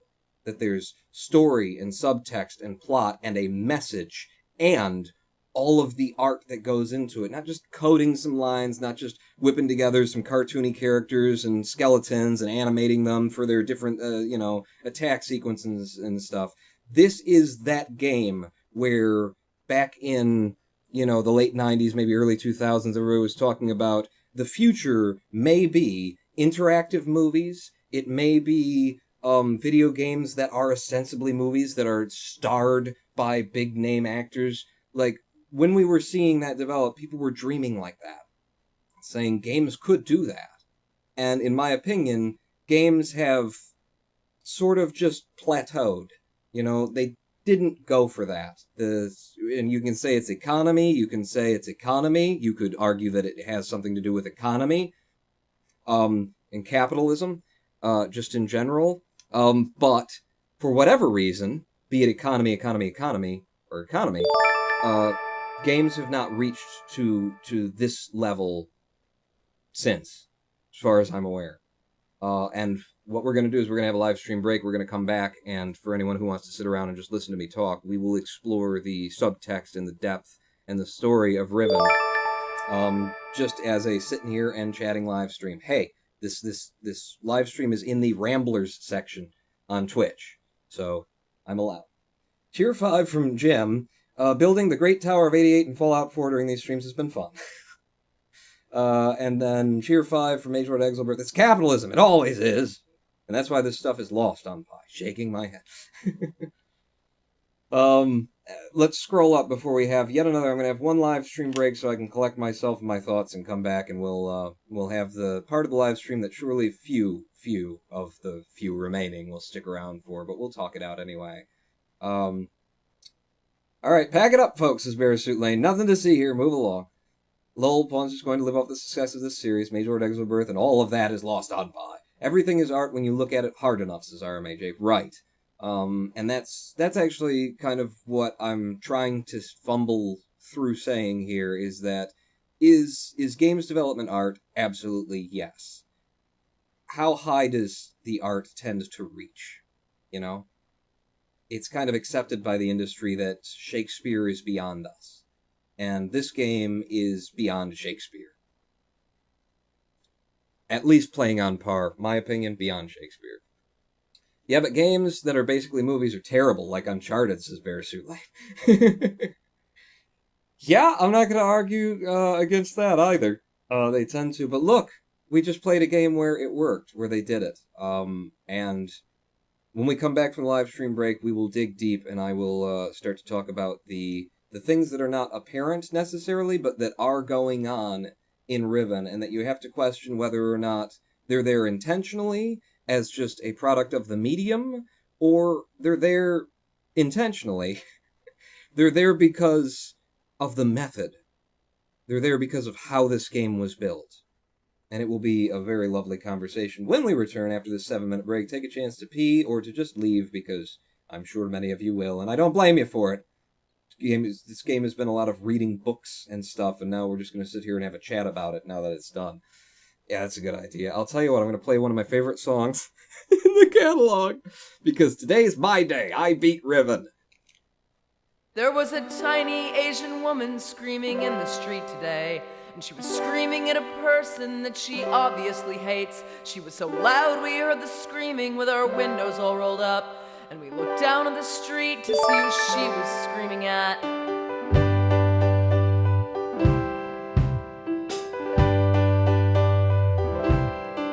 But there was no one on the sidewalk, so we all looked back at her, and we saw in her homeless hands she had a 1960s mirror, a pretty plastic girly one framed in a purple case. And she was screaming at herself, and she was spitting at her face.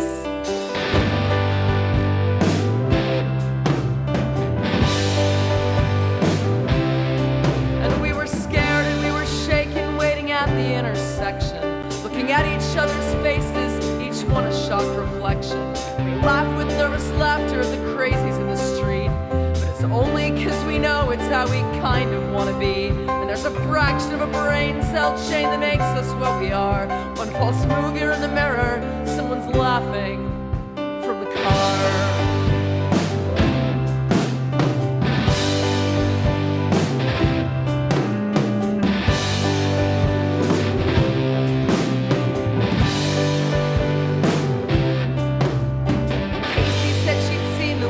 Half a dozen times, and that she has a bunch of mirrors, she has lots of different kinds. And I wondered what she'd shouted, and I wondered what she'd done. And the light turned green and someone said we ought to put her in a song.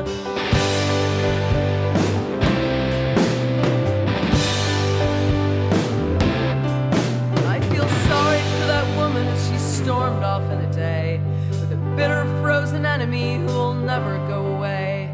So many of us hate ourselves but never shout in rage. We never get to hold a mirror, we never turn the page.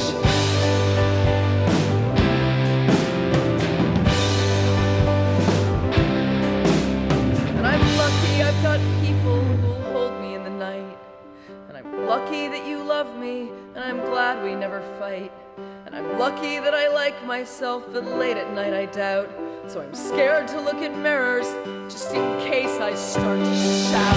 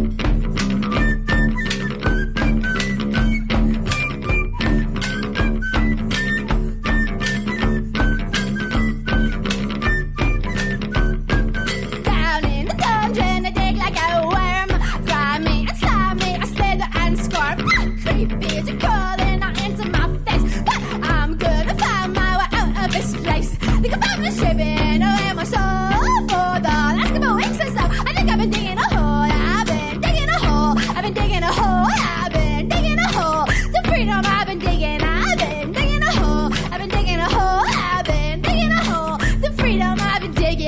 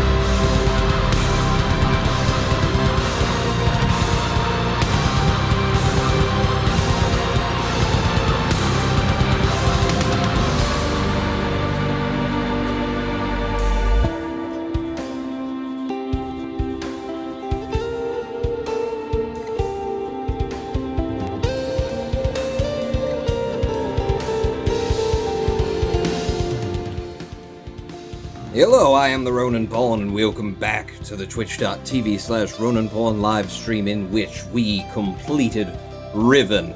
It's over. It's done. Alright, I'll see you all later. Pawn out. No. We want to talk about it now. I want to talk about it now. And I can't do that with the KSP metal theme in the background, can I? So, we have a couple of things on the agenda here. We're going to get into a rambling dissertation trying to unpack what is in Riven that maybe is not apparent on the surface. And also, we have to fulfill my promise that I made several times while we were playing it, that when we were done I would show you my original notes for Riven, which means I have to go and find my my old blog spot. Blogger, bloggity blog. Shoot, how am I gonna do that? Yeah. I remember what it was called. Good song, Pawn. Reminds me of that other song I mentioned, Sheer 5, says a guy called Jim. What, now you want me to find the other song that you mentioned? What did you mention, Jim? And thank you, Zorglov, for the midstream cheer break. I'm sorry that you don't like the music that I chose. Step back, and now a much better song is playing. Nice. Shit, I'm actually having some trouble finding. Let's see, was it... I almost don't want you to know the address of this old thing. Oh, this isn't it, is it? Oh, which blogger would it be under? Would it be under the Mary Hart blog? I'm looking for it. And I don't feel that I am competent enough to start unpacking Riven while I'm looking for it. So, in order to entertain you, no, because then I can't, can't be searching.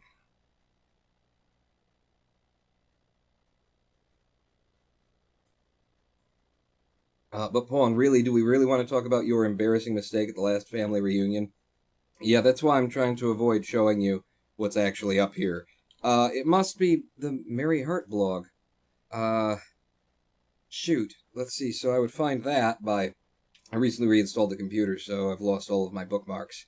And this stuff is so old now. We'll get to find out what year I originally played Riven when we look this up. We'd be looking for the...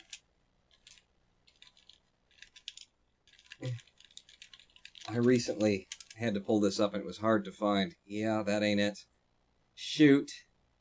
If we do one of my quotes that I posted in there, then we'll be able to find it. So, I don't understand lakes have beaches. Yes, there we go. There it is. So, is this far enough back that I will have my Riven notes on this website? There's Key 53.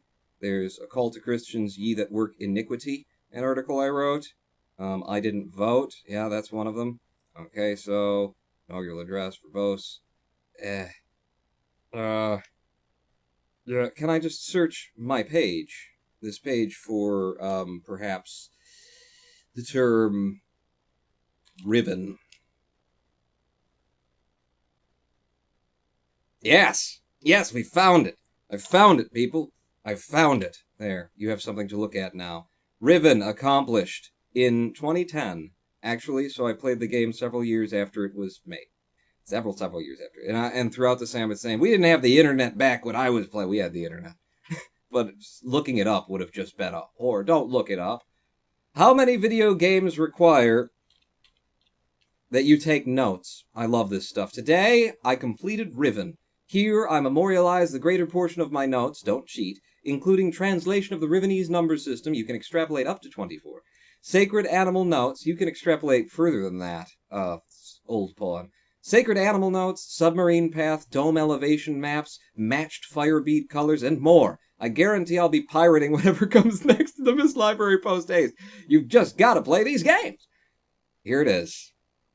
Here are my original notes from Riven. So, top of the page, we've got the Rivenese number system up to 10.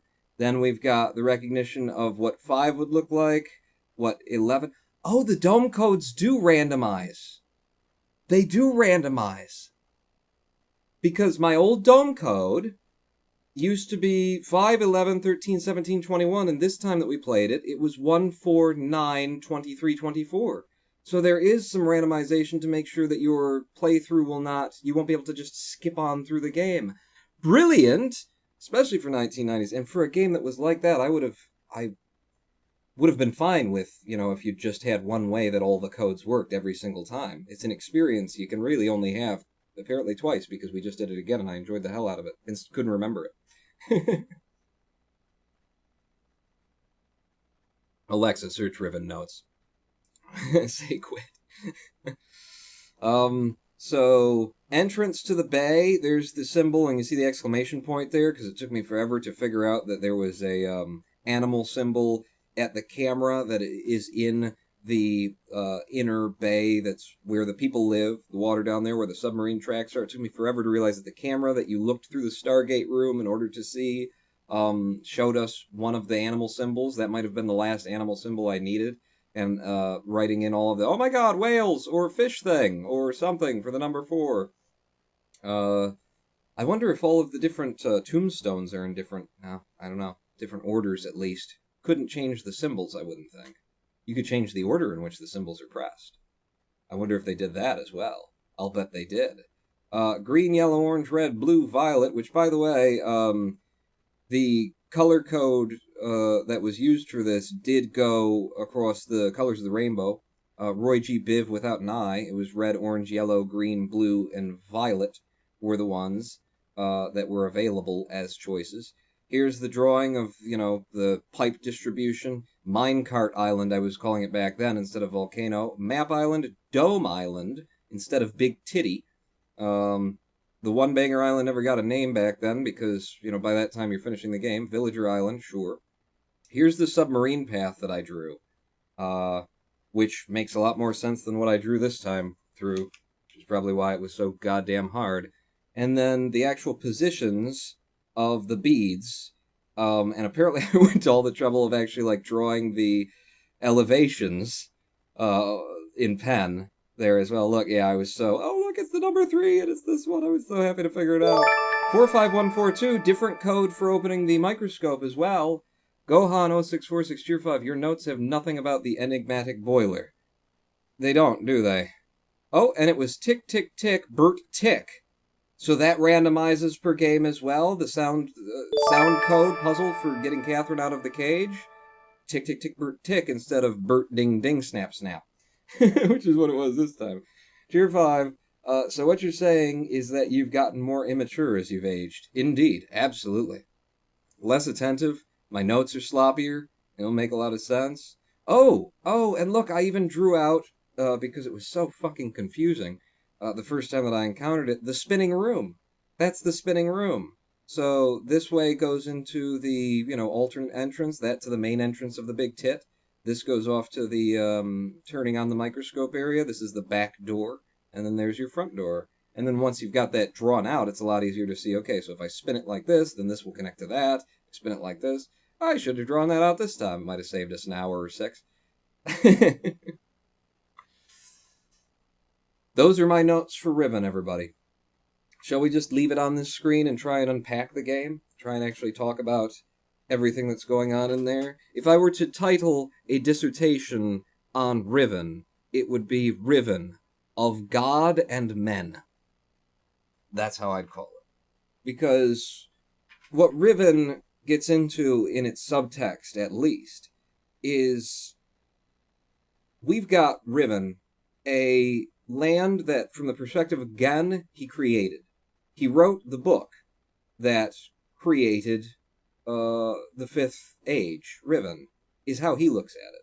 Now, what we discover as we go on through the game is that the Dini, by Gen's own writing, the Dunny, I'll call it by its proper name now that we're done. The Dunny, through Gen's own writing, he's writing and going, see, basically, I'm paraphrasing here, but see, the Dunny who thought that we were just linking to pre-existing worlds are incorrect. Because look, all of this stuff that I wrote in is in this and that and the other thing. But the name of the books, as we're aware of them, are linking books. Now, they link to these worlds, but the question is, do you create these worlds when you write the book, or do these worlds pre-exist? And in, where we are as a people, where this community is as a people, we are well aware of the quantum theories of infinite parallel universes, wherein everything that could possibly happen, happens. Where it's all running next to each other, but all of the possibilities of events are occurring one right next to each other. So the idea of someone writing a magical book that creates an age is very easily also the idea of someone writing a magical book that links to an age, links to a world, another place, another scenario, that pre-exists, but they're linking to it. In their writing, they are writing very specific things, and they're putting things into the world and creating the world, but at the same time, there are infinite possibilities, so that world existed infinitely in all of its various states, in a quantum state that could become anything, based on how it's viewed and how it's interacted with. So that's pretty deep into bullshit physics that I only don't even claim to half understand. But there's those two competing philosophies that come forward as you're playing the game. That either you create these worlds by writing these books, or these worlds pre-exist and these books merely link to them. And yes, as you change the book that you've linked to the world with, because Atris at the beginning is trying to save Riven from its eventual collapse, things in the world change. But is that because you are changing the text in the book and therefore changing the world, or is it because what you are doing is tinkering with the link that you have, and the link itself is augmenting the world? The link itself is changing things. The world continues to exist. You know, the idea of being able to write one of these books, make a change in it, you should be able to change it historically, shouldn't you? You should be able to change, you know, in a blink of an eye, suddenly there are things here. Is that how it works? It's not necessarily gone into in depth. I'm just pointing out that there are these two different ideas that exist. And in Gen's mind, it's clearly, I created Riven. I am the creator.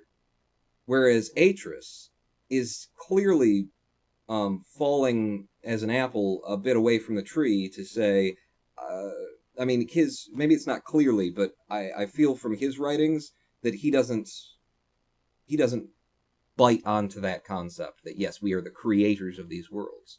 You know, he may still be not certain of it, but he hasn't decided the way that Gen has, that I am the maker.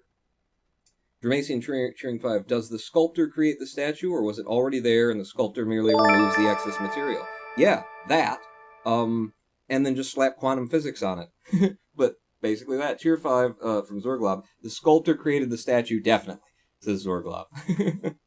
Well, in this world, we have to deal with the premise of, did the, if the sculptor created the statue, who created the raw materials? Where did they come from? And what we're looking at in Riven is, did Gen make this world out of his mind? You know, just create it from nothingness using a scientific, but also somewhat mystical art of writing these books? Or is he linking to something that already existed and then changing?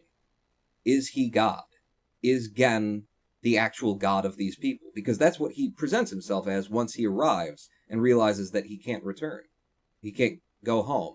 So he takes over as the god that he is, and the longer that the story goes on, the more we see his writings go on, and eventually when we read his journal, it becomes clear that, like, he started out being, like, a beneficent god who didn't care that he was a god, maybe, you know, internally, you can see that he had an ego about it, sure, you know, I'm the Dunny, I'm the god of this world.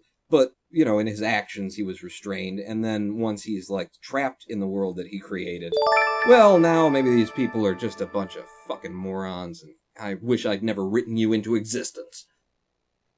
Gohan Turing 5, I think it's an alternate dimension or extraplanetary body, and the books provide a window gate to them, says Gohan.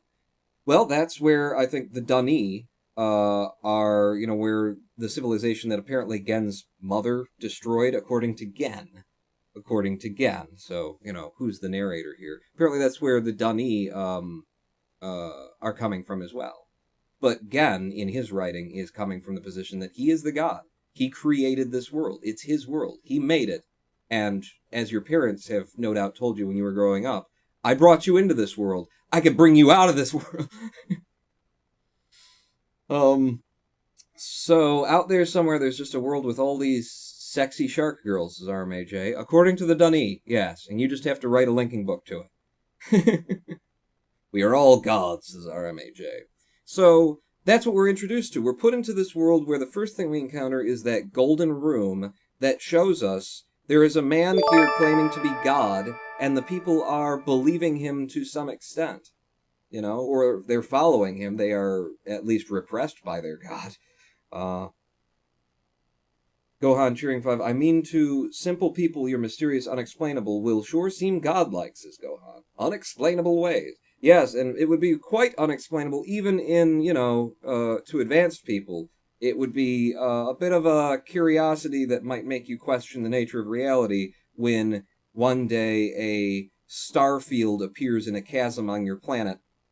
Two people fight, one of them falls into it, and, you know, the kinds of things that are happening on this world are well beyond just, science and technology, you know? I mean, you could say they're just science and technology, they're just massively advanced, but I'm just drawing it back to even people of this world and this age and this time, if the circumstances presented in Riven were to happen in your backyard, you'd have to at least, about what you thought to be the nature of existence. So it's not simply because they are primitive peoples, is what I'm getting to. Which is, you know, Gen's perspective on them. These primitive people, I can't teach them anything, they're idiots. So, we as a player are introduced to all of this through the Golden Room. We see that there's a man here claiming to be God, and we know through the writing, and we are exploring through our interaction with the world, that this is Gen, this is the man we've come to, have a dealing with. And we immediately villainize him and demonize him as a god, as a man pretending to be God here. But you do have that undertone that I don't want to let slip too far away in this conversation or this diatribe. That did Gen write this world? How do these linking books work? Because the other alternative is there are infinite dimensions and infinite possibilities, and you're linking to them. But you're making changes in the book, and the changes that Atris is making are starting to help Riven from getting destroyed. It's slowing down the destruction. And so what you're writing in that book is changing what's going on Riven. So there is that, undescribable, unreducible sum of, there's two perspectives on this, and the truth almost certainly lie in a twist that's between them. Tier 5, Pale Man with Fire Stick, said Tracy. So we are introduced into this world through that. And we come upon Gen pretending to be a god, and we see all of his machinations and all of his constructions that convince the people of his godliness.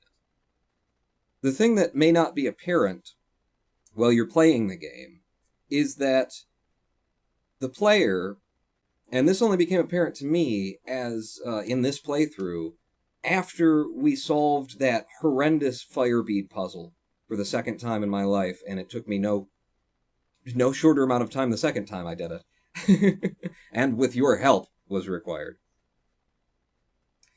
This came to me then. We as the player are put into the position of gods. We are gods. Okay, I gotta move the mouse or else, sure.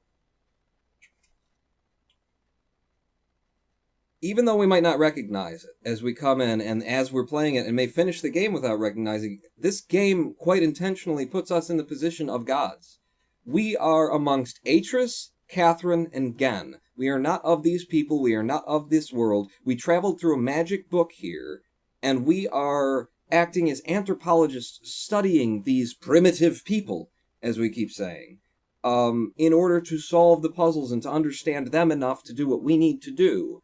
But when you start approaching the point where you are getting very close to Gen and you have to think the way that he thinks, you have to see the world that he sees, you look back and you realize the path that we've taken brought us into this world. There were all these fancy symbols we didn't understand, and then in the course of trying to solve these puzzles, we learn this number system up here. And we read Gen's writings, and we see that he has a veneration for the number 5. The number 5 is very important in his works, in his books. It seems to be a magic number to him that helps his works. It makes them more stable. 5 is valuable. It's good. And then we start looking around the world once we've realized this, and we go, oh, the 5 is there, and the 5 is there, and the 5 is there as well. It's in the symbols. It's in the number of islands that we have. It's in the number of pipes that are going. It's in everything. And it's all around us. And the thing is, the way that this kind of broke my mind open to what was going on in here is that fire bead puzzle. 1, 2, 3, 4, 5, 6 colors. 6 colors in a world based on 5. In a science based on 5. Looking around, we're seeing 5 of everything. 5 here, 5 there. 5 domes, 5 islands. Everything's 5. 5, 5, 5. 5 is the magic number in the counting system. 5 is where you go 1, 2, 3, 4, and the 1 becomes the 5, and then 6 is 1 and 5, and 7 and 5. The numerology here isn't decimal or binary. It's pentiary. It's pentamal. It's a 5-base system. Even the number system is 5s. Everything's 5s. And then you get to this puzzle, and you've got these 6 colors. And in Gen's own writings, he writes, I have to investigate this further. When everything is based on 5, why are these 6 colors? Why do I have 6 fire beads? Why is the dunny system of colors 6 and not 5? And once you solve that puzzle, the process of solving that puzzle requires you to not necessarily acknowledge, you can do it without realizing this, but it puts you as close to acknowledgement as you ever could be, that 5 is not a magic number again. The fact that there are 5 islands, the fact that there are 5 domes, you put the 5 domes on the 5 islands, you ran the 5 pipes to the 5 domes, you put the number 5 on all the symbols, you pushed your insane idea of a magic number onto this world, which, by the way, you created by your own perspective. This world is an analog for Gen's mind. And when you have to solve this puzzle with the 6 colors, this is the first place where the outside dunny world that predates Gen, the world that he learned all of this shit from, you get to experience this without having to go through Gen's perspective. Why are there 6 colors? Because there are 6 colors, Gen. There are 4 lights. It's not, number 5 is not a magic number. But by that time in the game, you're living in a world created by Gen and created by his delusion that 5 is the magic number and 5 is important and 5 and 5 and 5 and 5 and you're surrounded by 5s everywhere you look. And then there's this 6. And it stands out to him and it stands out to you, and you just kind of have to work around it. And then you solve the puzzle, and maybe you don't catch this. Because what was the solution to the puzzle? Well, one of the fire bees needed to be set aside. Because 5 is the magic number. No. It had to be set aside because Gen designed the fucking system. Because 5 is his magic number. Tier 5, it's penitentiary. Really? The number 5 when you do in decimals? You know, because all the cages, lols. Is it a penitentiary system? You know, because of all the cages. I love that. I need 8 mates. 5. Look, it's Batman! That's the second time you said it. Thank you. I am the Batman. So, this game intentionally puts you into the position of Gen, and Atris, and Catherine, and not really Catherine, but Catherine eventually, of being a god amongst men. You came from the stars, you came from the heavens, you are not of this world. There's this mystical art, you're solving all the puzzles, you're looking down on this primitive society, you're even looking down on Gen, and solving his puzzles. And in the process of that, you kind of end up psychologically moving in the direction of Gen, in the direction of acknowledging that you are an outsider, that you are a god creator, that you came into this created world. You know? You're not God, but you're one of the gods. And it's all subtext, and it's all background, and it's all psychological, but it's there. And it's intentionally there. And I think the reason why this puzzle is such a motherfucker is because throughout the process of the game, it leads you. It takes you down the garden path. It shows you Gen's writings, it shows you all this. You're walking around in Gen's mad world that he's created, and it trains you to think in magic 5s, and it trains you to think like Gen does, and then you've got these 6 colors, and they just don't fucking make sense. Not because they don't make sense, but because they don't make sense through Gen's lens that you've been looking through the whole time. And once you solve this puzzle and step back, you kind of realize where you actually are. You break the delusion. You free yourself from the perspective that I am a god and these primitive people are beings that are made by people like me. Catherine is, if I've understood the text correctly, from Riven. Did Gen write her? And then Atris, while he was visiting with his father, the land that his father created, Atris, who would then be Jesus. There's some subtext for you.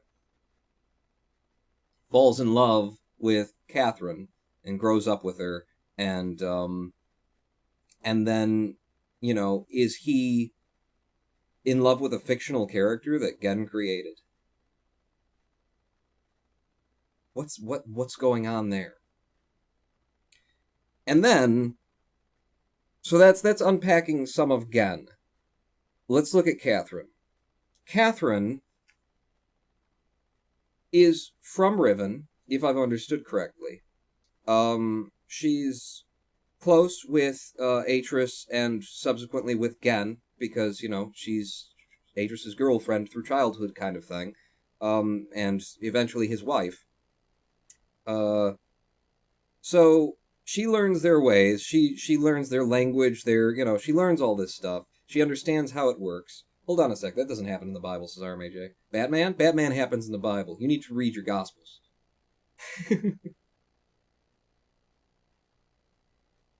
Catherine finds herself in this situation where after the fight with Gen, and she winds up back on Riven, which apparently, if I've read the story correctly, both she and Atris fell into the fissure, or maybe Atris left by book and she fell into the fissure. I don't know, but I believe she passed into the fissure. I think they both passed into the fissure, right? It's been weeks since between us. Anyway, Catherine comes back from the fissure, lands on Riven, of all the places in the universe again, just ends up having to be pooped out back onto Riven. Having not returned through a linking book, having not intentionally, returned. She's back on Riven, and the people having seen her battle with their god, she and Atris' battle, now venerate her, at least some of them, as, well, they venerate Atris as the man who defeated his father, as the man who, defeated God, at least in a single battle. He didn't kill him, but he did something that you shouldn't be able to do to a god, right? So some of the Rivenese people look at that and they say, Atris is God. Atris is the more powerful of the two. And then, because Catherine is the girl from Riven who was with Atris and who fought alongside him that day, becomes a prophet of Atris the god, which exalts Catherine to the level of a god. And then in her own writing, what we get to see is the experience that she has now, because she's back on, these are the people she grew up with, this is her people, but now they're distant.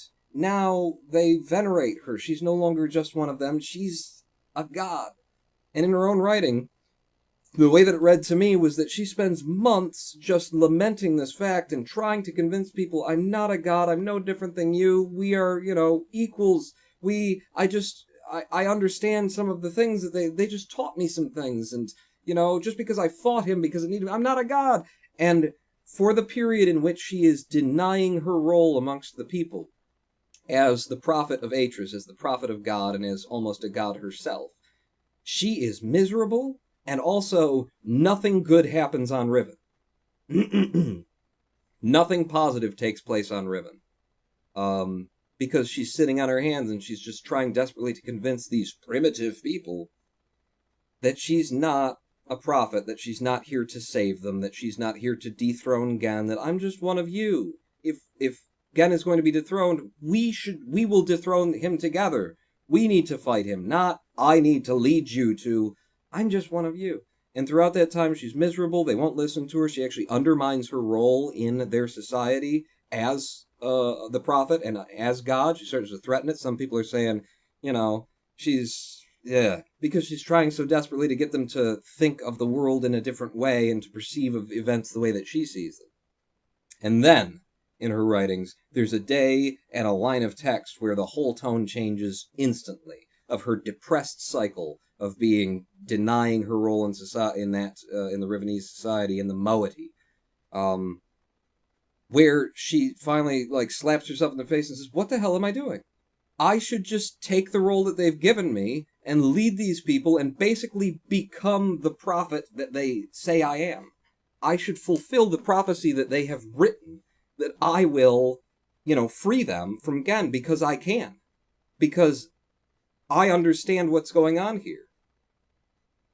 And she has to actually literally take the mantelpiece of a god in order to free her people and defeat Gen. The moment that she does that, everything picks up again. Everything on Riven starts to get better. She manages to make a realm for the moiety. She writes a special material into the realm for the moiety, into the moiety's realm, that allows her to make Gen's books work without his, fancy giant golden tits system of power. Everything starts working. She starts actually moving toward resolving the issue the day that she acknowledges herself, or at least acknowledges amongst the people, I am your leader, I will lead you. She takes up the mantelpiece. So we've almost got two different things going on here, two different arcs. We've got Gen, who has convinced himself that he's a god, and we've got Catherine, who refuses to be god. And between Gen and Catherine, which of them is more fit to be god for these people? So there's all this interesting subtext going on. And then you've got Atris sitting off there, in a room, writing, trying to save Riven through his science and his technology, not really getting his hands dirty. You've got Atris, and you've got his book as well. But what you end up with is, all of the people who you can identify directly with, because the Rivenese people want nothing to do with you. Nobody will have anything to do with you.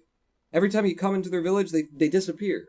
They go away. They are treating you like a god. They are treating you the way that they treat their god. When he comes around, we go away. They're treating you like God. The fact that you walk amongst Gen and Atris and Catherine puts you in the role of God.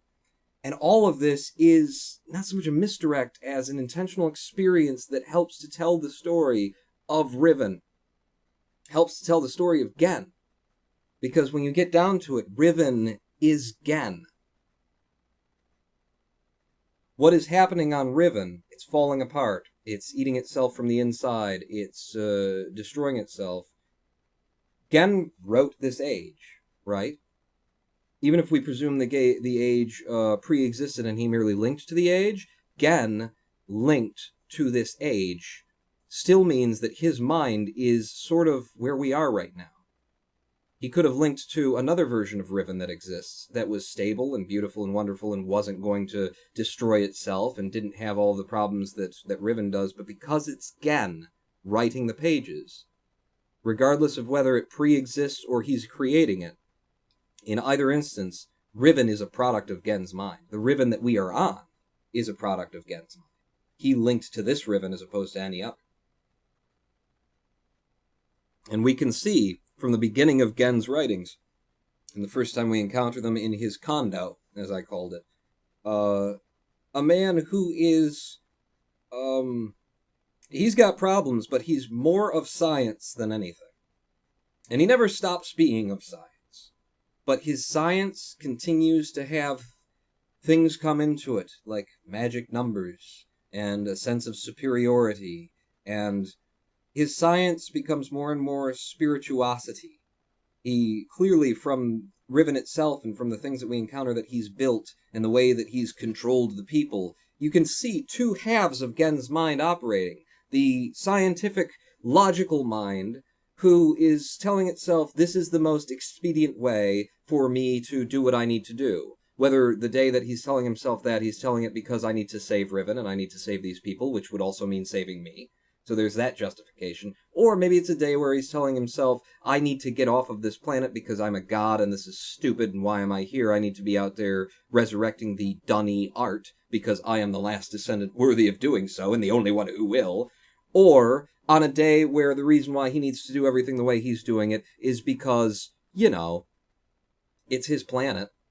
It's his world. He wrote it. It's his age. And he is God. Regardless of that, that's all his logical mind working, and there's definitely two minds to Gen working, There's the one that's logical and scientific and calculating, and then the more we read of him, there's the side that is ego and just, what's it called, hubris, and emotion and spirituality and spirituosity.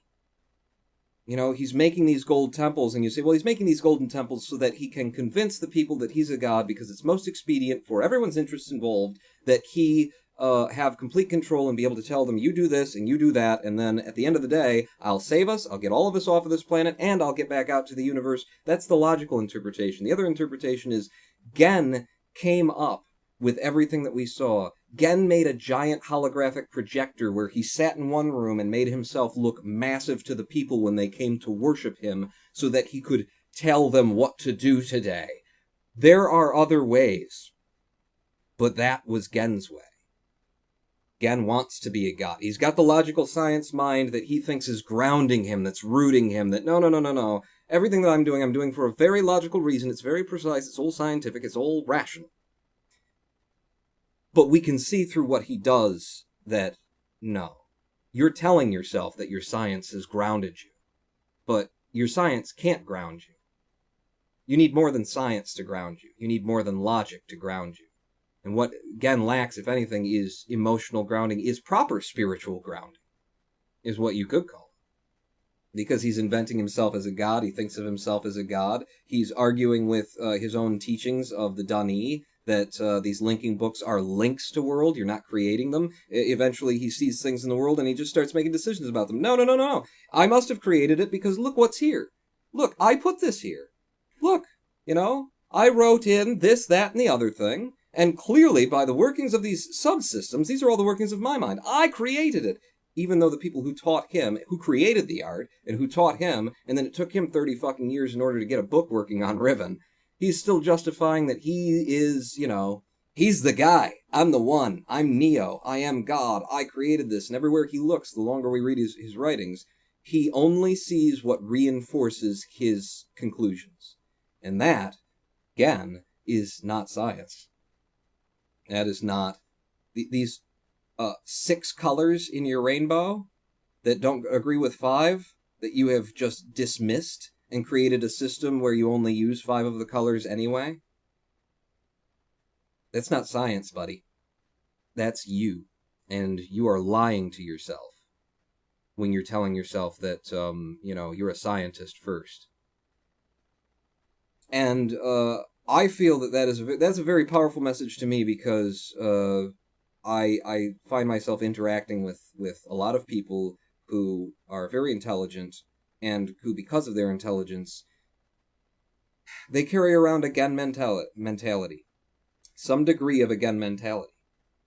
That I'm scientific, I'm logical, I don't believe in all this hippy-dippy bullshit nonsense. All this creator created, these religions, it's all...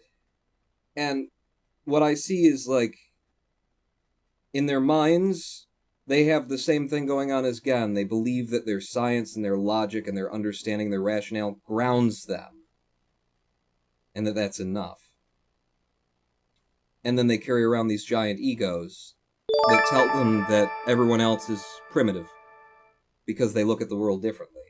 Tier 5, ATS or Transport Fever Wednesday, I asked you. You'll have to show up Wednesday to find it.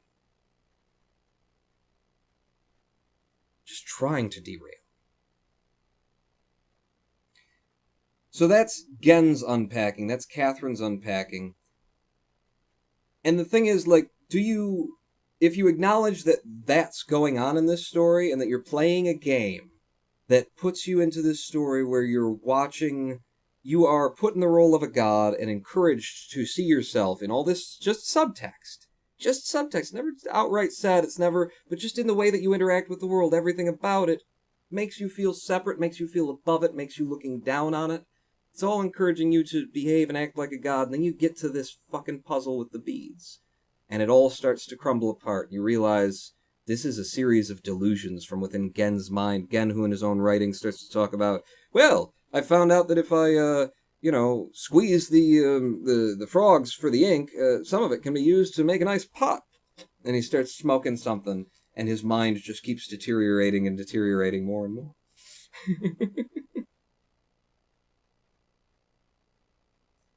There is so much going on in this game that is movie-like, that is novel-like. There's a reason why these books have been novelized. It's because you could say that this novel existed and the novel was gamified. And then, because the game was successful, the novel got to be. Because that's how much depth is going on in here. That's how many layers there are to the story and how there is a message to this story. That takes you back and forth from, rigid scientists to... spirituality and religion, because what's the truth of Catherine's arc? So long as she's trying to explain to everyone how she sees the world, as opposed to acknowledging that their view on the world is important as well, acknowledging that their faith, in the end of Riven, the Rivenese people, now the moiety, it's their faith that has saved Riven. Catherine was denying the power of those people's faith in Catherine and Atris and in a greater power than them. Someone who knew more and who understood more and could accomplish more than they did. And it was only through their faith in Catherine that when Catherine finally snapped out of her denial, it was by their belief that they would be saved and that she could save them, that she does save them through us and through Atris and through herself. Mostly herself. We spend most of our times trying to unlock stupid fucking nonsense puzzles. Catherine has in the night absconded the moiety off to, she's written their own age, she's subverted Gen's technology, she's improved on it. Gen didn't think when he wrote his first book, he didn't think to write a material in there that would allow him to not have to do all this bullshit, right? He actually ends up stealing the material that Catherine wrote into her age so that she could get back. Catherine's smarter than Gen. Weed is okay, so I've heard, says RMAJ. Yeah, it's just don't squeeze frogs and smoke that. See what happened again? It's not good, kids. Don't do frogs. So this arc that takes you through like this, the science of the world too, like every single thing in Myst is absolutely scientific. Every single thing is mechanical. It's hydro. It's geothermal. Everything makes sense, and it doesn't. Nothing is magic. Nothing is magic in that world. Everything you interact with makes a perfect sense. There's a perfect logic to it. The power starts over here, it ends over here. Everything you interact with. And yet, this world itself exists within a science fiction premise, a science fiction motif, where this world that makes perfect scientific sense was written in a book with ink and pen,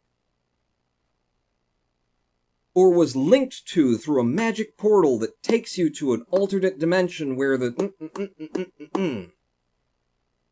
If you think that's just nonsense, just fill in the gaps. If you think that's soap opera writing, well, we need the gaps, what do? That's the premise I wanted to play with, so we're just playing with it. If you think there's nothing more to it than that, you are missing how deep this story is. And there's been several times where I've caught myself while we've been playing Riven, where I've been saying, I meant to say the game, and I said the story, or said the novel. And I haven't read any of these books. I don't know what the books that are associated with the Myst series are. But just the whole smell, the whole tone of everything is so novel-like. There's so much to take apart. There's so many layers, and you get to experience it firsthand in a game. And that is why I'm saying today, this is the best game, not just that I've ever played. Hypothetically, if I can be shown proof, I will. As a theory, actually. My theory is that this is the greatest game ever made. Because this is precisely what everybody's talked about maybe someday gaming will become. Maybe we'll reach that height. Because this is deeper than many novels that are written today. It's way deeper than most movies that are written today and that are spent hundreds of millions of dollars producing these movies that end up, they're popcorn fare, or even when they're deep, they're not this deep. They don't have as much to say as this video game from 1997. They should have written this shit in pencil, because hindsight is 20/20, and these gods are far from infallible, says God. There's so much to take apart in this. And I don't feel like I've, I definitely haven't touched it all. I have other thoughts. But when I made that connection, like after the live stream, I had some downtime. I actually started watching the live stream back, and we spent the whole time fighting these colored beads and this thing, and the 6 and the 5, and the 6 and the 5, and the colors, why don't they overlap, and how am I supposed to make an association, and everything about this world is purely logical. This should make sense, this should make sense, and then at the end, this puzzle has to be solved just by deduction, by reduction to a certain number of possibilities. You cannot know what you need to know, so try all of the possibilities and see what you get. In this purely logical world where every other puzzle can be solved by looking at a pipe, by reading a text, by learning a number system, by learning something, by paying attention, this final puzzle, this final massive puzzle anyway, the boss level of the game, is solved by guesswork. As it has to be. They've designed it to be. And so this puzzle that throughout that live stream, a lot of us were saying, Kenneth said it, and I was absolutely agreeing, this is the worst puzzle in the Myst series of games, and I still will say that. You're damn correct. Although there is one that I never solved and just gave up and stopped playing the Myst games on it, so maybe that one's the worst. But this is the worst one in terms of playability. But here's the thing, I love this fucking puzzle now. Because this puzzle is not there for gameplay. I mean, it's there for gameplay, it's there to be a challenge and everything, but it's not... It's less concerned with gameplay than it is with bringing your story to a conclusion than it is to snapping the player out of the Gen-based illusion. Showing you, like, making this such a challenge that you have to realize, 6, 5. We've been looking through the entire world through Gen's eyes, and we are standing on a world that is written to, either linked to or written by Gen, depending on how you want to look at it. Like, everything that we have done here has been through the eyes of a slowly going insane, egotistical, megalomaniac, god-complex scientist. This puzzle is simultaneously the worst and the best puzzle in the Myst series, is what I'm going to say. That's my theory, until it's disproven. Because, in terms of gameplay, this puzzle is really just a bunch of bullshit. Like, God, what a bunch... I mean, it makes sense. The colors associate with the images, and then the images associate with this, and then there's the pipes and the light bulbs, and you can all put it together and it works. But it's so convoluted. And I feel like the reason that it is convoluted is not just to make you run around, but also to give you the time to sort of come to the awakening, the realization. The reason you're having trouble, one of the reasons you're probably having trouble with this, is because we've just introduced a 6 system into the delusion that the art is based on 5s.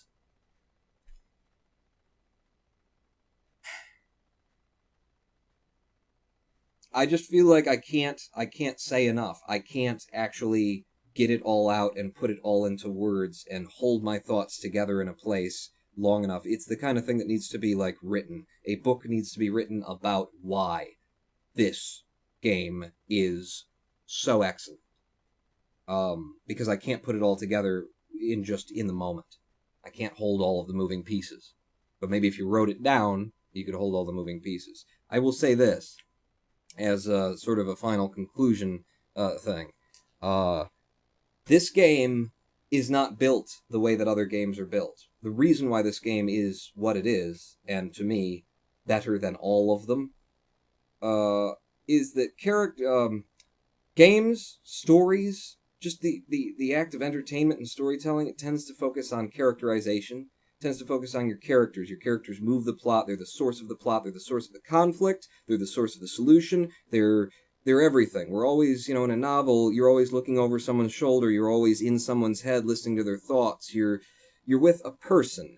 And media in all of the various mediums tends to focus on a person where it comes to storytelling. Characterization first. And then in order to enable the character, from the writer's perspective, if you're writing a novel, in order to enable the character to tell the story you want to tell, you build the world and the scenarios around the character. This game was designed world first. This is world building. From day one to the last day, everything in this game is about the world. It's not about the characters. The characters are tacked on. The characters are super glued to the world. But the whole process of making this game is sitting down at a computer for years, presumably, and finally crafting, like we were talking about sculpting earlier, in 3D, finally sculpting this world to be exactly, precisely, everything is just the way that it should be. We put an elevator up once, just one single platform elevator. It was at Big Titty Island, where you go down to the dome. Okay? I stood off the elevator, hit the button went up, the elevator went up, and then I stepped back up to the elevator, now that there's no elevator there, looked down, and there was a fucking drainage pipe there. There was a drainage pipe with a grate over it so that, particles and stuff wouldn't get down there and clog the drainage pipe. There was nothing underneath there that was worth interacting with. There was no button, there was no reason you needed to see that. But they did an animation of you standing in the position, looking at the elevator, hitting the button, and having it go up while you're standing there. And then they also 3D created a drain underneath the elevator. Why? Because the world needed it. Or else it wouldn't have made sense. This is going to be exposed to water. It's going to be outdoors. The terrain, maybe it drained in that general direction. So if it were raining there, somebody at some point in the process said, ooh, you know what?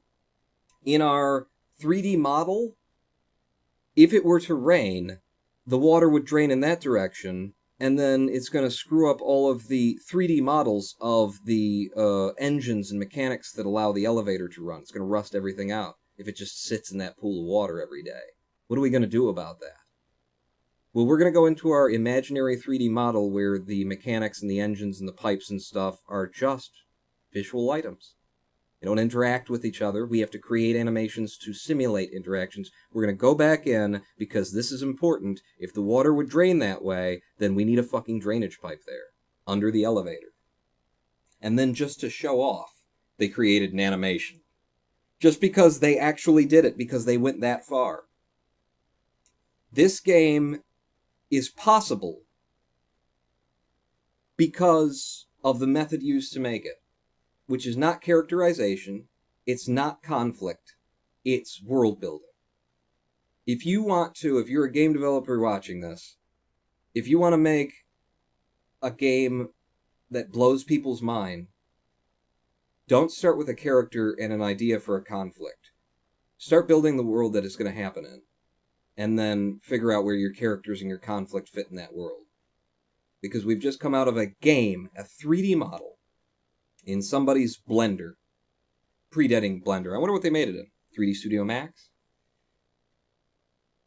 We've just come out of someone's game where everything makes sense. Every single thing. Every pipe is there for a reason. It goes from one place to another. It does a thing. Every engine needs a source of energy. You know? The water does magnificent things on Riven. It pulls away where there's a heat source and stuff, and that is explained in the text and then used by the people there. Everything. Every single fucking thing. In every direction of the 3D model of Riven that you look is correct. Part of solving one of the big first puzzles, that goddamn furnace,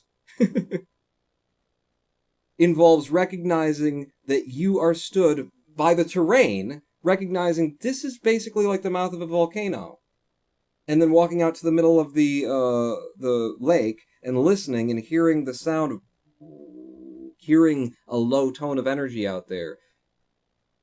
Geothermal energy is part of this gameplay. It's part of the game. And it's not told to you explicitly until after you solve the puzzle, and then you can get into the logs that Gen's written about it, and he mentions, I'm using the geothermal energy from the lake in case you managed to solve that puzzle without understanding it. But even that worked.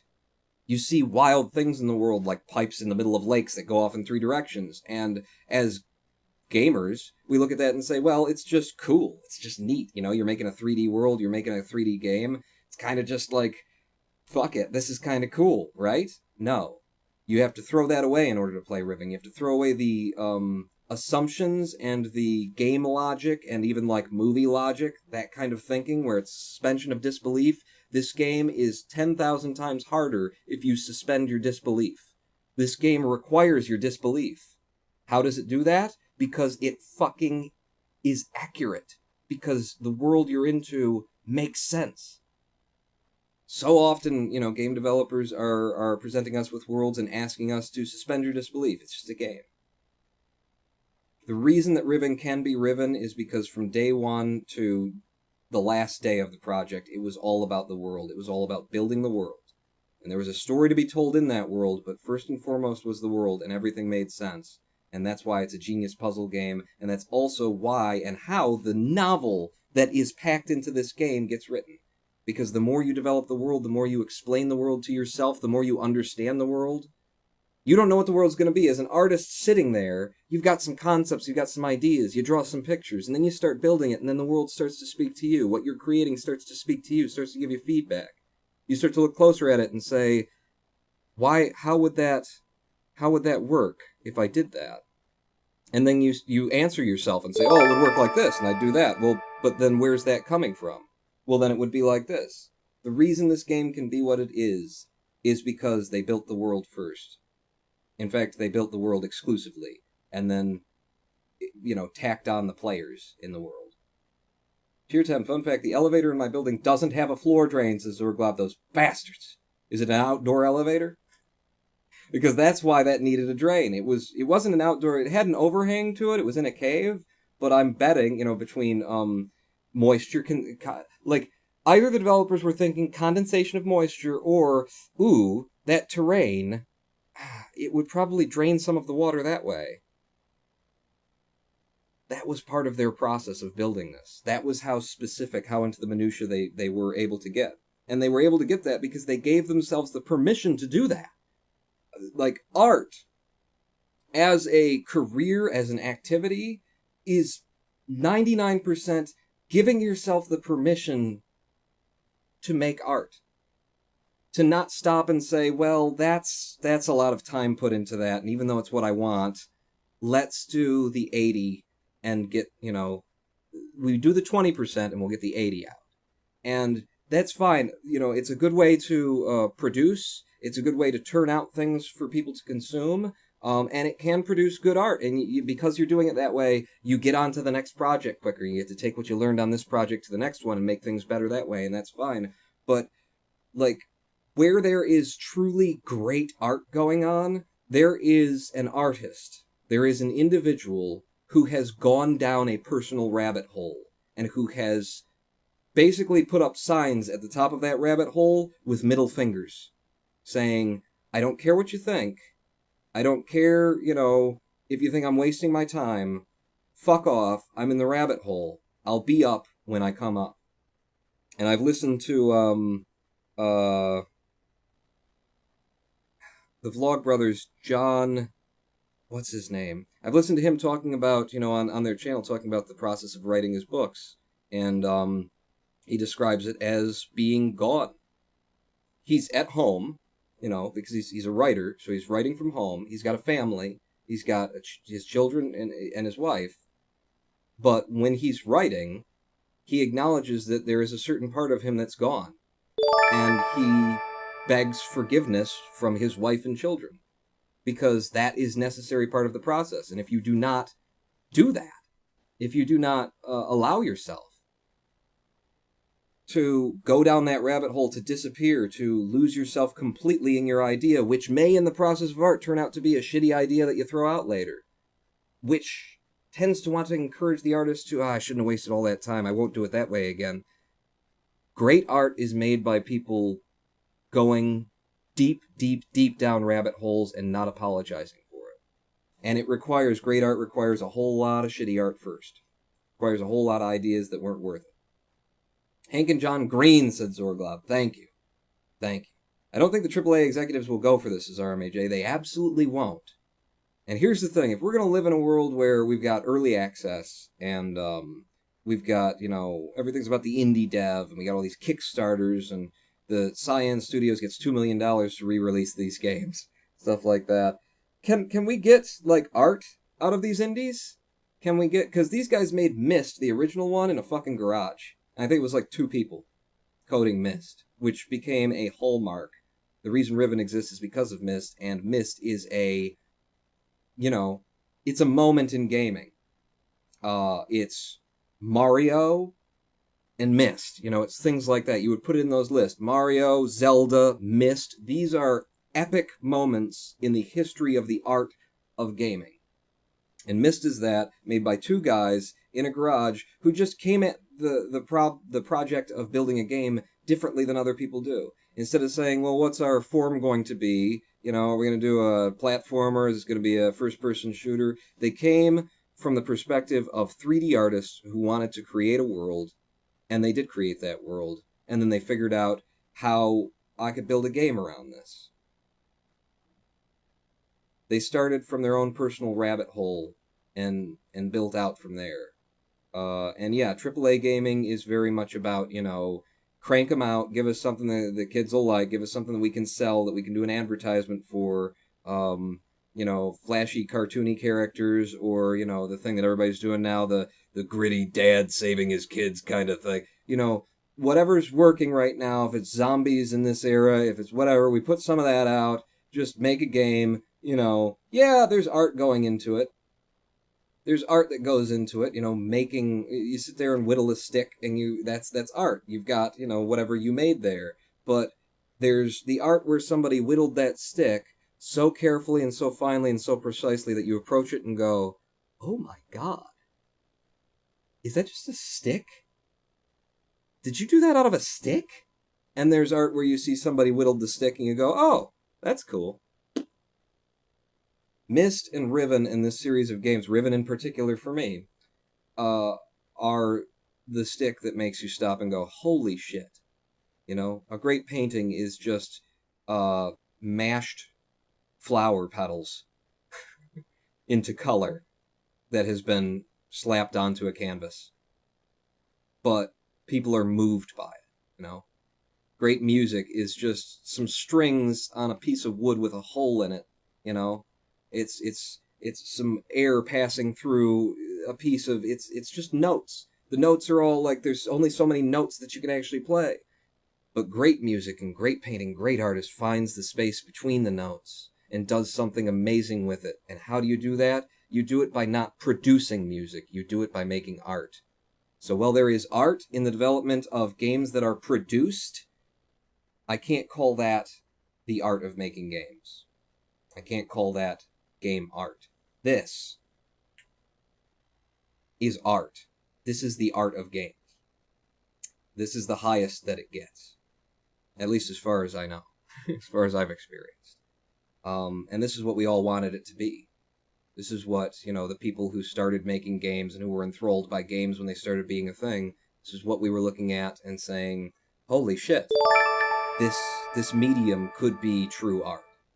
And these people actually did it because they had the balls to do it. So, you know, if you're in the AAA industry, it's fine. You can industrialize games. It doesn't mean you're not a game maker. You're making games. You know, people are making Swiffer Sweepers and making lots of money, and they're making people's lives easier because they got Swiffer Sweepers. That's fine. If you're an indie developer making games, and you have the, you know, you have the skills to bring, and you're not at least attempting to work your way up to something like this, you know, you're not building toward this, you're not giving yourself the permission to go deep down your own rabbit hole and explore something, if you're following formula, if you're chasing other people's ideas, if you're chasing the AAA industry and saying what's working for them, if you're making art based on data, you should just go get a job with the AAA guys.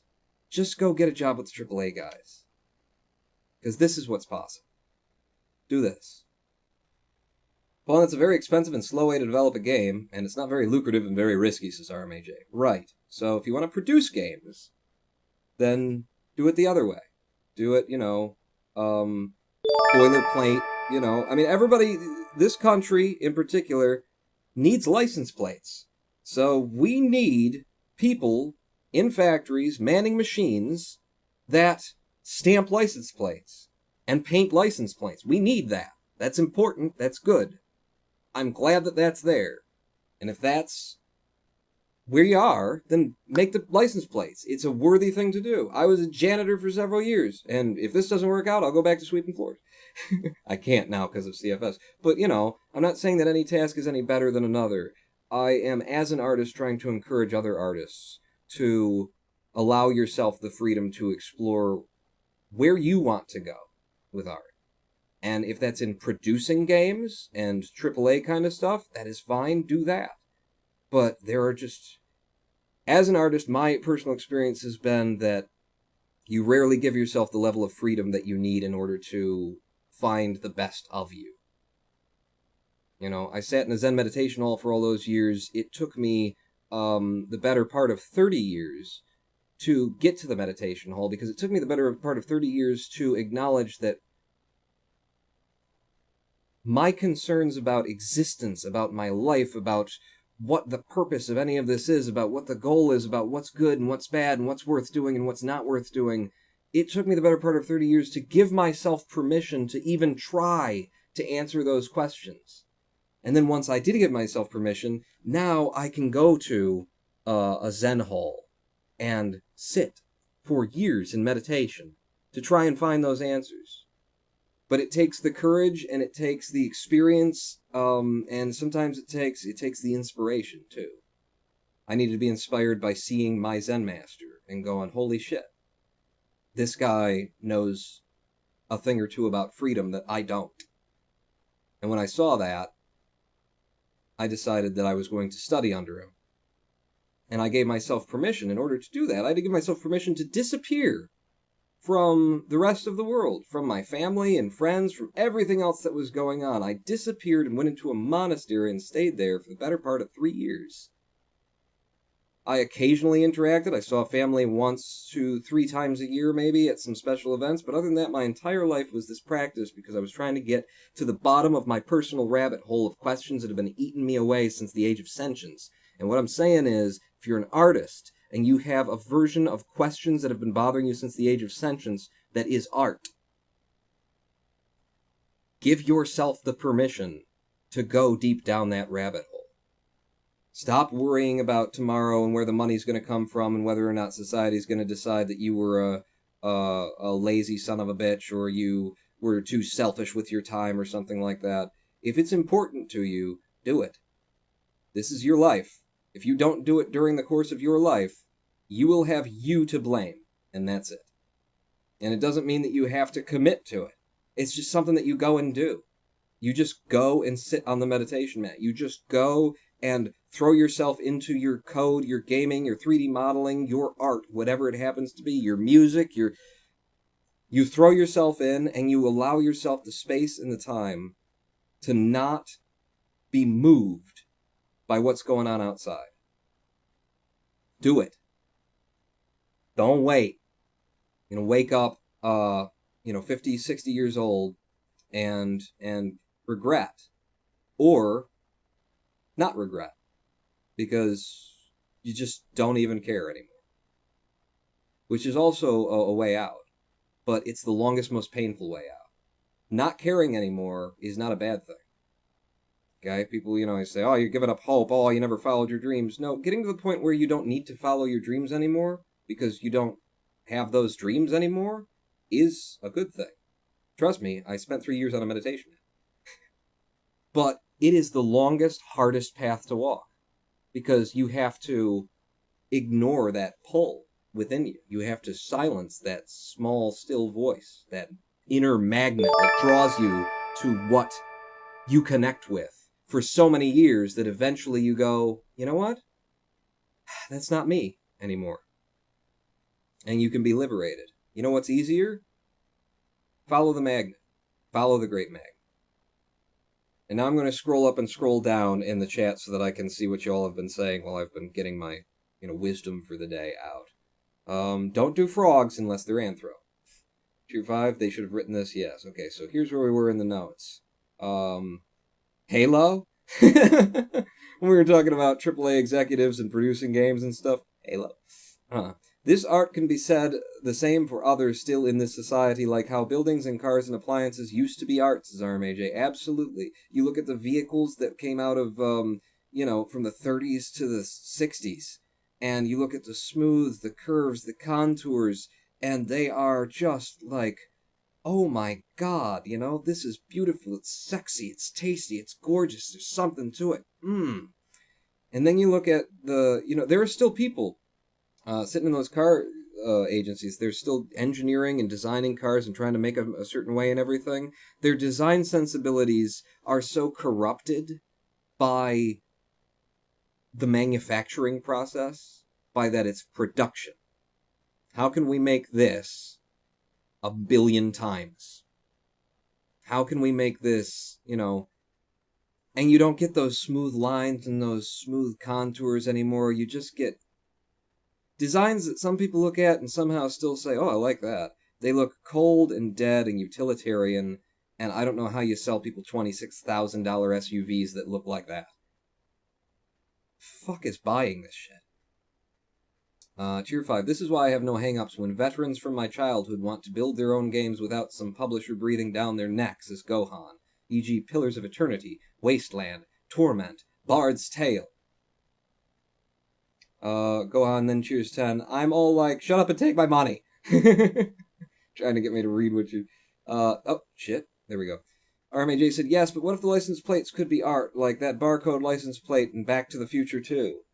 That's the thing, is there are things in this world that are art even though they are products, even though they are utilitarian, even though they are mass-produced. The phrase is, you want to build a better mousetrap, right? If you can build a better mousetrap, then everybody has to buy your mousetrap, the old mousetrap goes away. And there are so many little, seemingly insignificant things in this world that are art, because the engineer took the art of engineering to the problem and made it better, and made it better, and made it better, and made it better, and made it better. And you look at old technology to new technology, you look at old bolts to new bolts, and, you know, you can look at it and you'll find that there's a lot of shit being mass-produced today that is just, like, it's going to fail sooner because it's less material, and there's a lot of stuff you can see like that. There's also a lot of stuff that you can see where we now have an amazing version of this product because of all the engineers who applied their art to make the last one a little bit better and a little bit better and a little bit better.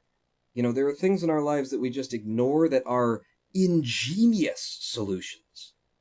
Plumbing is an ingenious solution. The way that wastewater is gotten rid of in our pipes is ingenious. Because there's no valve, there's no flap, there's no gate, there's nothing that keeps the nasty stuff that's in the sewer from coming back up into your pipes, okay? There's nothing, no mechanical object that keeps the scent of the sewer from coming up through every pipe in your house that goes out to the sewer. How does it do that? It's an elbow. It's a P-trap. And you run water down it, and water fills that P-trap, and then goes up again, and then goes out to the sewer. So no matter how much water you push through it, there will always be resting water in that trap, in that elbow. Which means the smell, the scent, the vapors always have water stopping them from coming up. That is fucking ingenious. You know? Someday, someone in this society is going to figure out a way to make electronic plumbing, and they're going to fuck up the whole world with it. Because it's going to be, oh, it's the better mousetrap. No. No. We're using the thing that is inherent to what we want, the water, to create the limiter, to create the space to keep the wastewater from coming back up on us. It's fucking brilliant. Zorglob cheered 10. Good commentary, Paul. Thank you, Zorglob. Shit, I don't know. I was showing up to a surprise Wednesdays. I didn't know I was just showing up to a surprise Wednesdays as RMAJ. Ice cream. I mean, we can still improve that a bit, like not using potable water to get rid of waste, as Major Lord Exelbirth. There can be, yeah, we can still keep pushing it, but do not, for the love of God, give me electronic plumbing. I don't have any faith in your software, because I've seen your software of the last decade. It's not going uphill. Romans, Greeks, smart toilets gotta have the capability of watching Netflix when taking a leak, says Major Lord Exelbirth. You know, health technology, and just, there's so much that we take for granted that is, like, in our walls, that's under the things that we touch every day that are just, like, so fucking brilliant. Little electronic gates that are in our devices that used to take, you know, even with the refinement of technology and making them small, someone came up with a better way to capacitively drop voltage from a high source at the mains to a source that's low enough to use on a digital chip that wants a 12 volt or something like that. Somebody came up with a slightly better design for that, and now there's a capacitor with a resistor in there, and then there's a couple of diodes, and so many little things. Everything takes less electricity than it ever did before.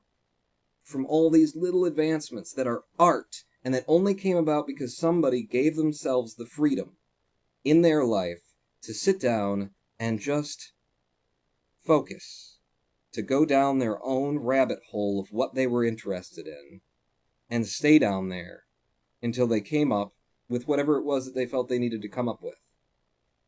You know, the world gives out a smell and a feeling that you don't have time. Keep moving, you know? You gotta accomplish these things. You might want to do that, sure, but you need to be a homeowner, you need to be married, you need to be a provider, you need to have children, you need to pay for your children's this, you need to get all that done. And in there, if you want to, a little bit, you can try and squeeze in some time where you actually address you. Where you actually face yourself in the mirror. But it's gotta be between all of this other stuff that is requisite, or else you're not a member of society, or else you're a bad person. Art and artists need to know that those rules are bullshit. And I think most artists do know that intellectually, but they still feel the push, and they still feel the chest compression of just the world outside them telling me, you cannot waste your time on this. Who is ever going to look at this? This is not important. You need to accomplish those other things. What are you going to do at the high school reunion when someone asks? And that clenching stops art and stops you from fulfilling yourself. It stops you from winding up at a Zen center when you need it. Because you've got questions. Because you've got a magnet in your stomach that's drawing you to something. Follow the great magnet, is my advice. I need some me times this week. I hate all that shit. Have to get married and have kids and all that crap. This is RMHA. That external pressure to be a certain way, do a certain thing, fit in, match the culture. So many artists move out to California when they start to get some success, and then you wonder why, things that start out good tend to, turn to shit, and then maybe eventually come back. Well, you get out in LA, you get out in California where the rest of the entertainment industry is, and the culture out there is telling you this is how things are done. This is the way it needs to be. The people who made this game would be described as auteurs, because in order to make this game, in order to make Myst even, which pales in comparison to the level of complexity and depth and storytelling that's in this game, they had to do something that you just wouldn't do in the field. They had to actually practice art. Not create art, but practice art. I don't mean that, make things that you don't push out. I mean, they were practicing the art of art, which is going down the rabbit hole and staying down there just as long as you need to. Not being pushed, not being moved, not being thrown back to the surface by someone else telling you the way that it should be. Tier 5, this is all capitalism. This is America. I got the cat. I gotta carry him. I think we've come to the end of this live stream. I've said everything 900 times in a row, just trying to drive it down your throats. If you are an artist, if you are a human being, because what I'm saying about artists applies to everyone. It applied to me in terms of my spiritual conundrums, but I had to give myself permission and had to become brave enough and bold enough and willing enough to give myself that permission, and had to find someone to inspire me. There was so much that needed to happen that I didn't have in me to start with. And it's sad. It's kind of sad. But it's the truth. So please, hear me. Maybe receive some shred of inspiration from me. And give yourself the permission to go down your rabbit hole. To do what John Green does when he writes a book. To disappear in your own house. Which is a really complicated concept when you try to marry it with somebody who's practiced Zen. Because it's all about, it's not about me. It's about opening up. It's about being wide. It's about letting everything in. It's a very complex thing to resolve with Zen, but I've resolved it. Because they're not mutual exclusives. You can be open and focused. You can be open and dismissing what would disturb you, so that you can experience what you need to experience and accomplish what you set out to accomplish.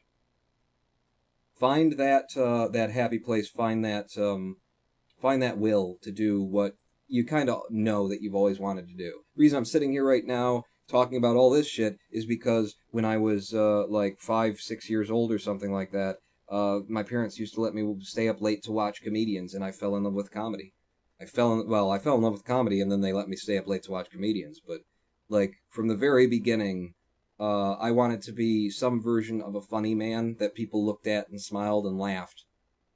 And again, it took me to get here, to get where I do actually do some dick and fart jokes and putting on a show. It took me, getting to Zen took me 30 years, getting to here took me 30 years plus 3 years as a fucking Zen student to develop the backbone to do. To develop the backbone to just try. To be willing to fail. To be willing to succeed. Mission accomplished, says Major Exobirth. Mission accomplished.